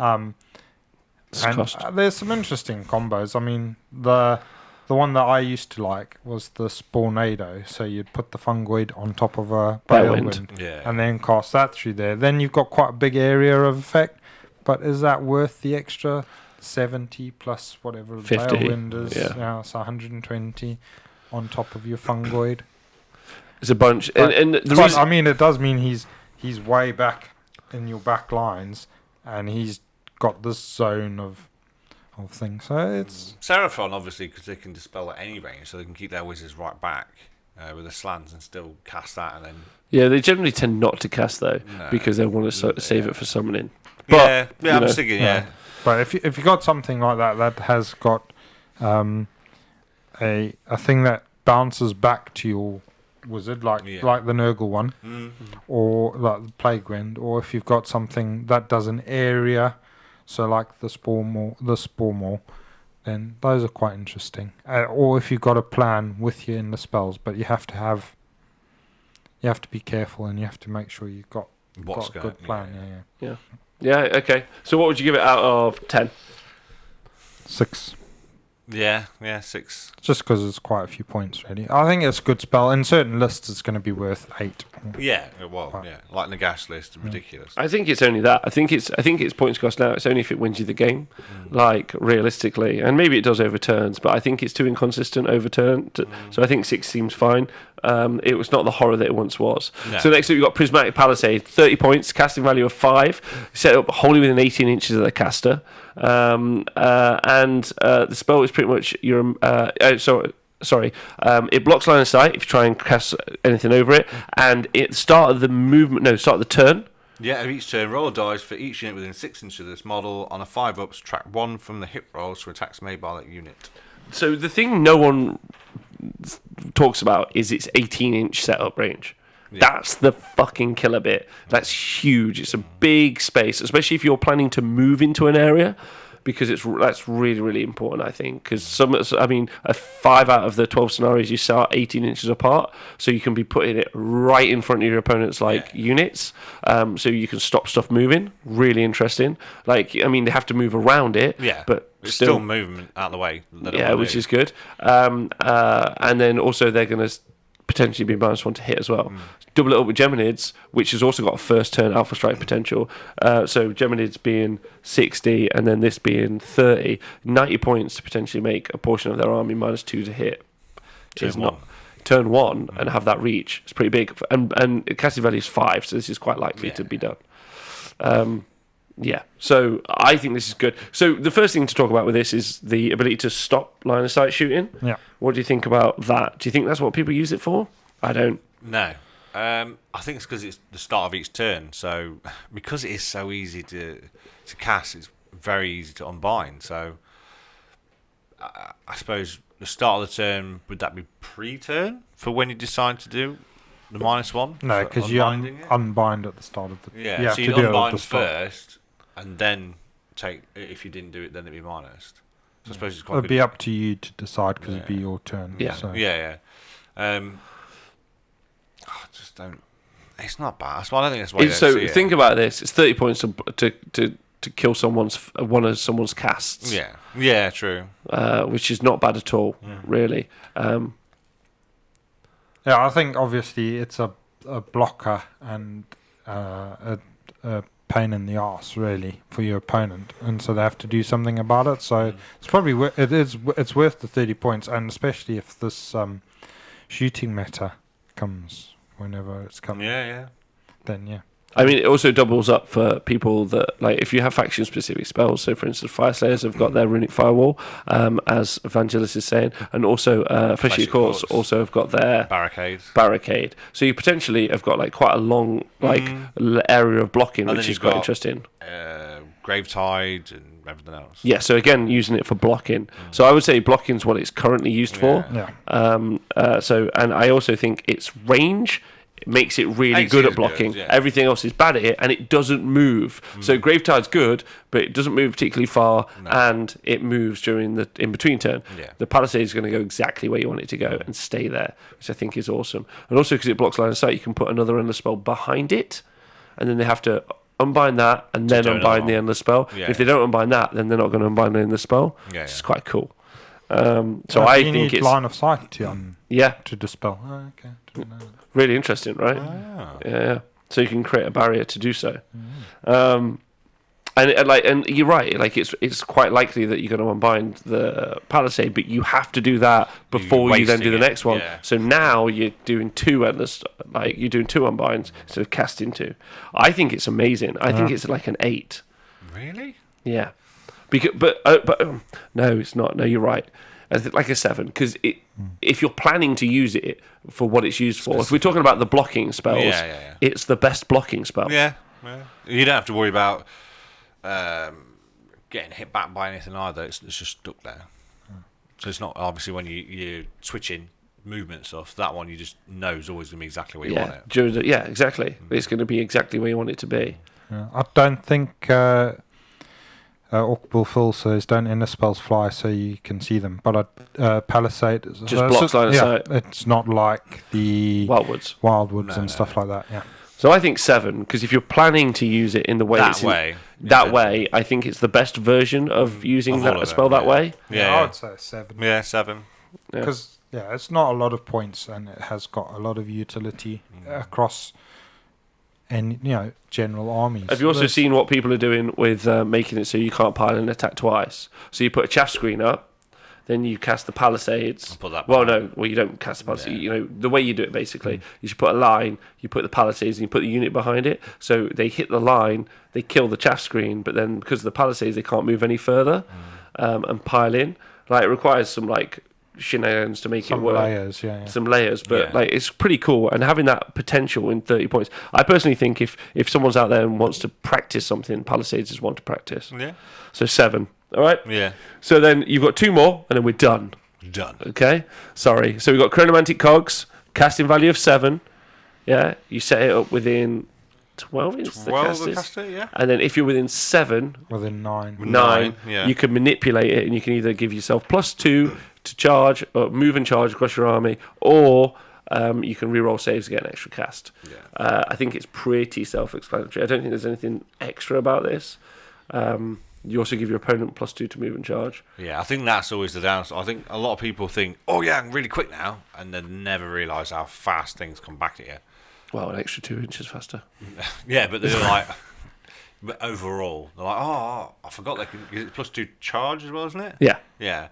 So I think that's definitely the hindrance. I mean, it doubles Definitely up better. well. It doubles up well with both the boat, the bridge, and teleports. Because anything that drops outside of 9, being able to get a 7-inch charge is really big. So I think. But that's then cool. if you just whiff it, and I think it's dangerous going that way around. Yeah. Yeah, definitely. What do you think, Nath? Yeah, it is dangerous ground that way, but I think if you're... So it's great for an alpha strike list, because you're going to go first, or you're going to go when you want to go, and then it just makes stuff like that certain. So I use it with my Iron Jaws alpha strike list. It just means that I know... Sorry? You're auto in, I think. Yeah, I'm auto in with at least 3 units, so Wow. that's all I need. So yeah. Yeah, I think if you're looking for the charge, then obviously you get the +2. I think there's also potentials to look at having casters that are rerolling their saves. Yeah. If you've got, I think that's the other thing, because it gives you the extra spell and it gives you that. So if you're going with a magic heavy list, you you could build a list around slowing time down all the time. Especially if you've got an ethereal caster or something. I also think if you stuck them on a Balewind as well. Like Well, if you got Imagine you have an ethereal vampire lord on zombie dragon. So now he's got Rerolling 3 saves. re-rolling saves. Yeah. Mental. With an extra spell. with a life swarm next to him. Yeah. I think, Well, you probably won't need it because he's not going to take any wounds. he's took that somewhere else. Yeah, I would actually say that that's the stronger version. I think because it's a lot of points now, 80 points, and it's a 7 to cast, so you'll get it half the time. I would say the version that's really potent is building it so that you're going to build a defensive like VLOS or something over the pluses to Yeah, charge. because it's got quite a long range. So set it up within 12. So you have to be within 9 to Yeah, manipulate it, but you can cast it 12 away. So you could set up for Put when it next to your zombie lord dragon. He slows down time, gets the extra thing, casts pinions, whatever, flies off, goes and duffs something up. Somebody else unbinds it, or else you've made sure it's far enough forward that you can still reach back and tag it. Yeah, I think extra spells is good as well. Like, I mean, that's 80 points for an extra spell. So like a basic caster, like even the cheapest ones in Gloomspice are still like 80 points. 80 points. Yeah. So think about it: you're buying a wizard for 80 points, and then you're making the wizard you have more survivable. It's not too bad. I think, in my opinion, at all. I'm always less. I already know stuff goes fast. Like if you've got an Iron Jaws army that goes fast, that's great. But so does Slash, and so does Flesh Eater Courts, and so does a ton of other stuff. Like so, I don't give a fuck about. Yeah, I just don't give a fuck about fast units because you're only going to be as fast as the fastest stuff, Eels and Zangor, and I'm already used to that. So and they can fly. Yeah. So. Yeah, I think obviously my builds have been bonkers, but I struggle with wizards. So I think if I was going to be putting it in, it'd be quite good. So armies that have just one wizard, having that in there as well, giving them that extra spell just for whatever they need, is really handy as well. Okay, that's good. Yeah. So I think Cogs is great, but for the defensive casting, not the other. Yeah. I think 8, but what do you guys think? Or is that too expensive? Yeah, the expense, I'd go 7. 7? Yeah, it's really good. I'd say 8 as well but it's designed to take it for a specific army. You got to build a list to take advantage of it. Don't just shove it in your list because you want to go faster. Okay. Put it in your list because you've got a build that takes advantage of it. So my Iron Jaws army takes advantage of it. Sure, it gives you +2.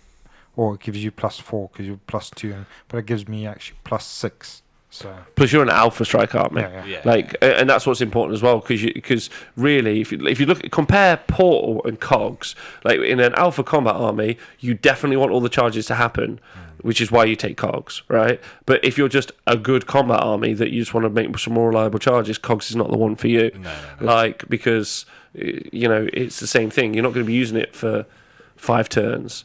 I don't know.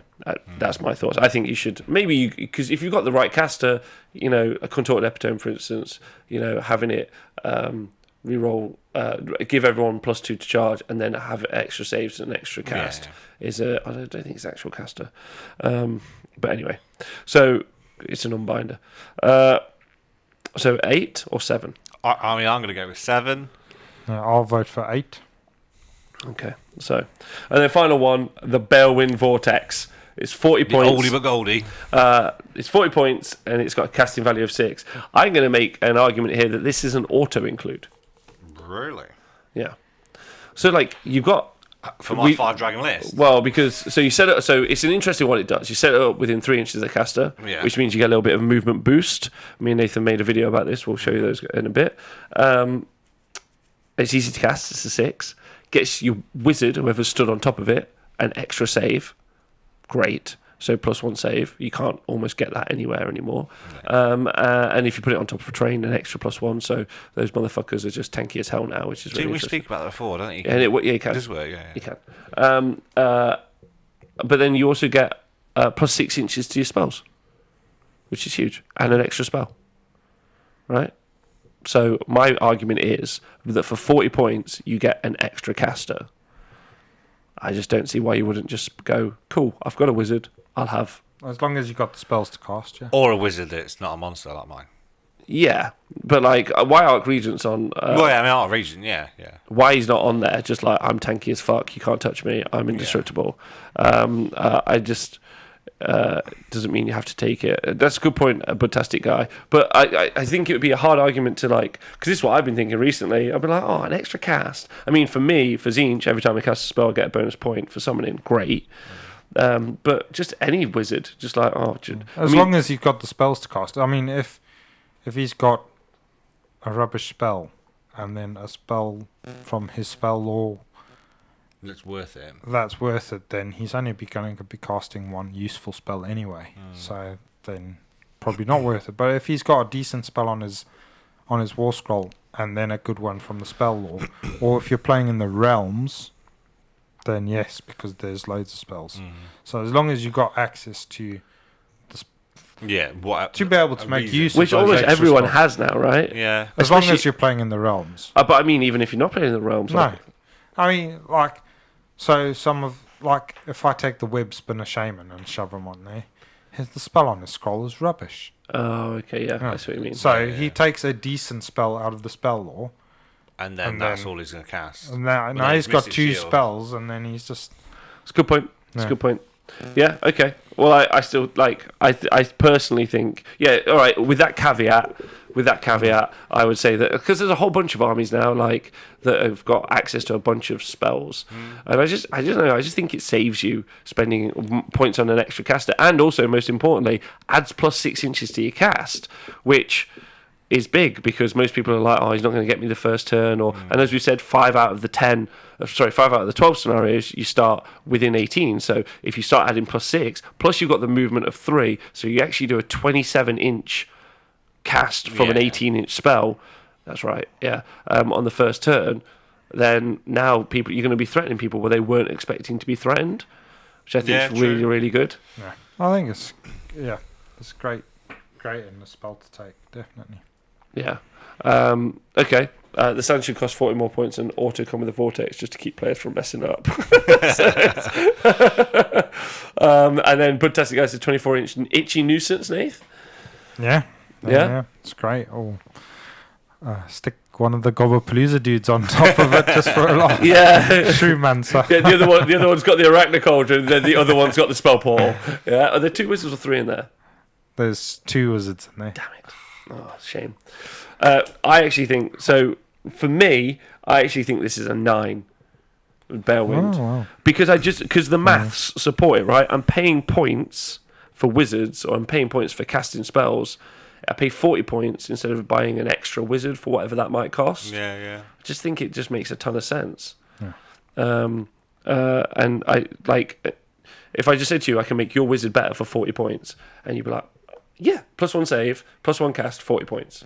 Yeah. So, Vanille, whatever your name is, he says, doesn't it increase the -1 on the aura for being on top of it? So that's the web spinner. Yeah. So, yeah, that's a good reason to take the web spinner with the Balewind. Yeah. But that's because you're taking a specific spell from to cast. So that's casting Sneaky Distraction on top of which has got a 12-inch -1 to hit bubble, so obviously that would become 18. So if you're taking the web spinner to cast that spell, then fair enough.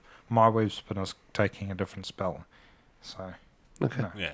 All right. So I give that a 9 personally, because I don't know why. And again, please tweet me or Facebook us or leave a comment in any of the things with why you think. This is what I want to try and kick off a real healthy conversation about the spells.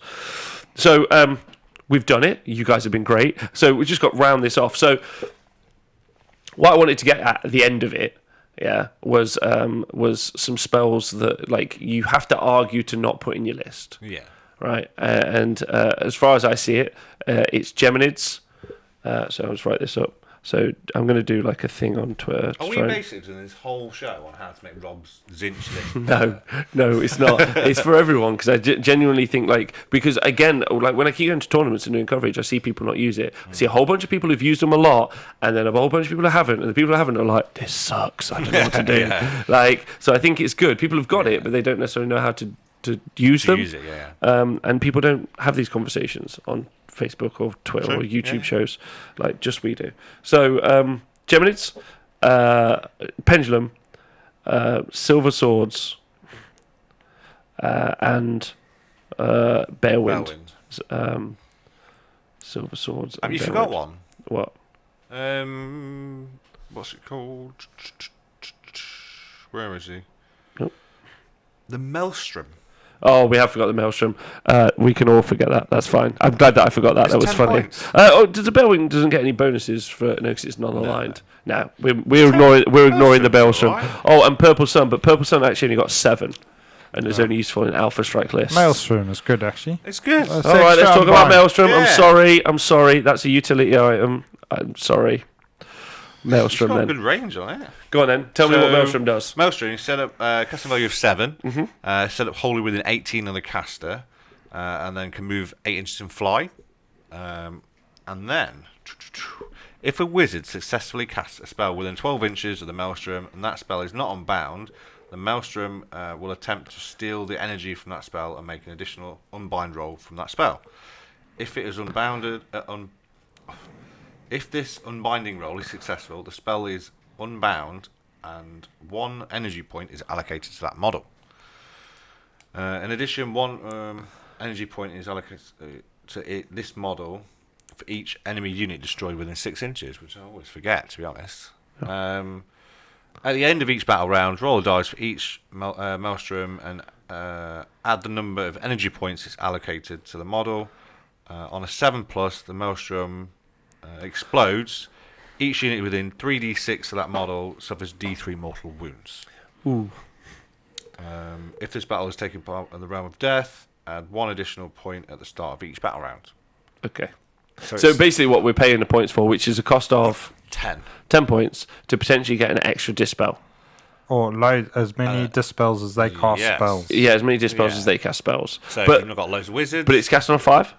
Cast on a 7. It's cast on 7. Okay, that makes it a bit better. Because obviously their first initial cast will be done by the Maelstrom. Yeah. Which gets so rid of it it. eats a spell. It eats a spell for 10 points. That's interesting. And whether or not we think that's worth 10. Or they'll just go, I'm ignoring that, it's useless. Well, but then it just tries to just unbind them all, right? Yeah. Like, which is great against, let's say, the Verminlord build, the Change Hose build, the Web Spinner build, or like anything that's super magic heavy. Building Rob's army. He didn't use this because he didn't want to use it. I think if you... Yeah, that's why I didn't mention it. Told you. I just don't think I still don't think it's even worth 10 points, but you might be right. I think it's worth it for 10 points. If that's what you've got left. It's a 7 to cast, so you only cast it half the time.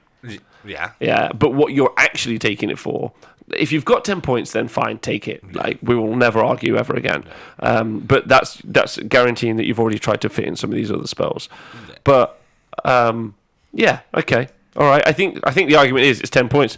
Better give it a try. Well, so I think it moves though, right? So it moved back towards you. But not as far. Yeah, it only moves 8, and you set it up 8 and 18 away. So if you've got an alpha or a wizard that can move in the hero phase, move it, chuck it in, leave it in the backfields where all you don't even need to. It's fast enough. It's got 26 inch effective range. What's the unbind range again? 12. So TG Mikey says I'd prefer to leave 10 points off for a hope of a triumph, which is another good argument. Yeah, but Ben says you'd rather it's better than a triumph. So well, no, there's another argument. The Dreadwoods isn't Ben, wasn't it? No, the studio version is Ben. That's I like it for something that's I the think hero of Bobo. When you've got a choice of one big spell or a couple of spells, and I think I've worked out a few times where I've gone, I could take Purple Sun, or I can take Quicksilver and this, and work out your math hammer with whatever spells you want. I think you tend to find 10 points in there. Yes, but like the guys have said, you're now competing with a triumph. Yeah, you got to decide whether. Yeah. And I I think if we have persuaded a load of people to take all the other endless spells, then you probably want to take this one to counter them. Yeah, is that what we're doing? Convincing people. So what do you give it out of 10? 9. 9. So it gets a 3 from me. So somewhere in the middle, about a 5. No, I think it's way more useful than a 5. Have you ever used it? I've used it. Did it? How did you? I just don't. I just see either those casters are going to move off. So 18 inches is your effective, like kind of general cast range for doing stuff, right? So you generally tend to move into a midfield. You've got to generate a ton of points, yeah. And then when it finally does explode, like that doesn't do much. So it's the extra unbinds, but I don't know. I just think because the armies that are casting well, which are doing a bunch of casts, normally they don't have bonuses to unbind, but they do have like the good casters normally, so they're just going to shut that the fuck down straight away. And yeah, fine, you haven't wasted 10 points, and maybe they don't. I just think and there's a bunch of armies that don't give a fuck, right? Put Kharadron Overlords down, like they're just not going to care. Slanesh cast quite a few spells, but not loads. Flesh Eater Courts cast a few, and they super want to cast those spells. So they're going to, but unless they've got Archregents, they're going to have to get rid of a spell. Yeah, which is a good point. For 10 points, eating a spell is a really good argument. Loads of spells. Really want to get all. Yeah, the but then spells out. I'll just guarantee I unbind it. Like, it's not a stress for Tzeentch. Tzeentch is the one army that don't care about what you put in front of it when you're talking about the points and cost value, because they'll have a destiny dice to deal with something they think is a major issue. But then it's 10 Can't points. use a destiny dust to dispel. You can't actually. Yeah, That's and a good it's point. 10 points to stop one of those inch spells. Or all of them. Yeah. Yeah. 10 points. It's quite big. So, what are you genuinely giving it? It's cast on 7. 7. Okay. At least. 7 is fine, and you've argued me up to it. That's good. I'll tell you how it goes. At 7, you fail. It's unbound, and that's a cast wasted. I also think that's. It's also like, are you going to cast that? How many casts have you got? Like, I'll cast it at my Tzeentch army. I'm like, fuck yeah. But then if have a big ball of dicks. But then if you've got Bellwind with a crap spell, have that 10 points in there. You can't cast Bellwind then. That. No, Yeah. but on the second turn, Okay. from the Bellwind, you cast that. All right. Okay. I don't think. Okay. Fine. Right. Good. Good arguments. Well made. 7. Okay. So. Everybody's going to take Everyone's it. going to take it. Every single army you like, play for the fuck, rest this of is backfired. 2019. Fucking Maelstrom. Maelstrom. What the It won't fuck? do I'll anything. never cast a spell all of 2019 because of that ball of shit. Right. So, of the must-haves, right? You got Geminids, Pendulum, Silver Swords, and Bellwind, right? How many points is that altogether? Okay. So 60 for Geminids. Yeah, it's 50 for Pendulum. Silver Swords is 30, and Bellwind is 50. This is Bellwind is 50? 40. 40, sorry. So in total, that would be 180 points. So right? this is where I think that Maelstrom's very good. Not to bleep on. So it's 60 points for Purple Sun. No, we're not putting that. No. So it's Purple. Or what? Geminids? Geminids 60 points, but you can take Pendulum and Maelstrom instead of Geminids. So we're actually talking about taking all of them. No, but I mean, if you for the less points you've got, you can use. It's not even competing with the 8s at the minute, which is some of the other dice. Some of the like cogs, for instance, which is pretty good because you get an extra cast for 80 points. So, but maybe like pinning that. So 60, 50, yes, an eighth. It's 180 points for that. And then you're effectively potentially doing 2d6 mortal wounds from Pendulum, which is interesting. Silver Swords, you're potentially alphaing off a support character. Geminids, you're potentially also alphaing off a support character, doing the D3 as well. I mean, they're dumb if they keep it within 26, but that's the great thing about Warhammer. Some people do stupid shit. And in Bellwind, you put in a caster who potentially is casting not one of these spells, but another spell, and you're giving it +1 save. Now, obviously, you could drop Bellwind if you don't rate that. Like, I'm rating that massively. I've also written 40 backwards. So, Valjas? Yeah, he's saying that he'd argue not auto-include if you're playing Chaos with the Quicksilvers. Playing with Chaos. Yeah, if you're playing with. Yeah, it's an interesting. It's an interesting point. So there's only one that actually bounces back. So Silver Swords might be your swing vote, realistically, if you are. But you are going to play against Chaos. Yeah, but then. But you're more likely to get stabbed in the back with the swords. Yeah, that's a good point. And it hurts more. It does. Yeah, it does more against Chaos. But I don't know. You know. It's a good point because you're not always going to play against Chaos, right? So and effectively, you're it's a always going to spell. end up with someone being able to move back into you. Yeah, the Quicksilver Swords are great for if you're going to sit back and magic stuff off. But Chaos doesn't tend to do that. The Vermin Lord list might, but like if it was Slanesh list, they're going to be going forward where the spells are. Exactly. Yeah. So that's a good point. Probably wouldn't want to. So. Or Khorne as well. Khorne won't be casting spells anyway. Unless fucking Speccles. Allies that can do it. What about any army that can actually have a All right, so Silver Swords is a swing vote. If you're playing with Chaos, you might not take it. Yeah. And also if you're running towards the enemy. But I think, like Dreadwood said, it's a great turn controller, which I think is a good point as well. So, however, no arguments against Geminids and Pendulum. 110 points of winning there. And then Silver Swords if you're not playing Chaos. And then Bellwind, if you've already got a caster, you might as well add 40 points, which is not much to a caster. No. And then make them more survivable and do more shit. Yeah, it's a little bit more situational before Bellwind, but yeah. So can you choose between Geminids and Pendulum or not? Like, is there a choice? I think Geminids is more utilitarian. And totalitarian as well. Fucking far right Geminids. Sure, we'll go with that as well. So in order, we got gems as number 1. 2 is pendulum, and then silver swords, and then Balewind. You got 3 and 4. Where would you put them? I'd put Quicksilver before Balewind. And Nath, what do you think? Yeah. I actually think Balewind before Quicksilver. It depends so much on the army list. Really. It's 30 points on 40 as It does. well. And I know that these aren't cast iron facts, right? Like, this is just like a great conversation piece. And what I want is people to disagree, and I want people to have really healthy conversations. But what I want people to do is listen to the whole thing and be like, oh yeah, fuck, I learned some stuff. Yeah, my army can benefit from this. Yeah, or I don't agree, and I'll do this thing, and then I'll tell those guys about it, so we all learn a bit better. Maelstrom's the best. All right, cool. Good. Great talk. Well, thanks everyone for listening. Twitch chat, you've been amazing. Thank you very much. It's been great being back on the show. I've had a great time. Oh, look at my face. I've got some pictures up. Look at that. I've done some artwork. You've done some artwork. I've not done any of this. I like your mouse thing. Yeah, that's a mouse thing. Thanks, appreciate that. Thanks for being on the show, Nathan. It's a pleasure. Thank you for having me. It's a pleasure. Thank you for having me.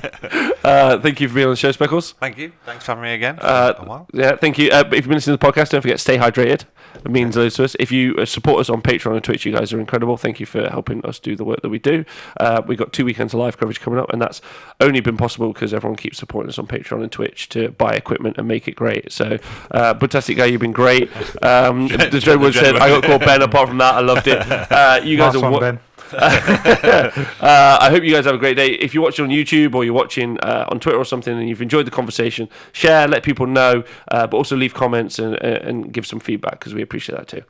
All right, loads of love. And Shut Speckles. That's your catchphrase. Nate, you got a catchphrase yet? Peace and love. Peace and love. Hippie Nate. Yeah. Peace and love. Peace and love. That's what we'll say to everyone. To everyone, peace and love, loads of love.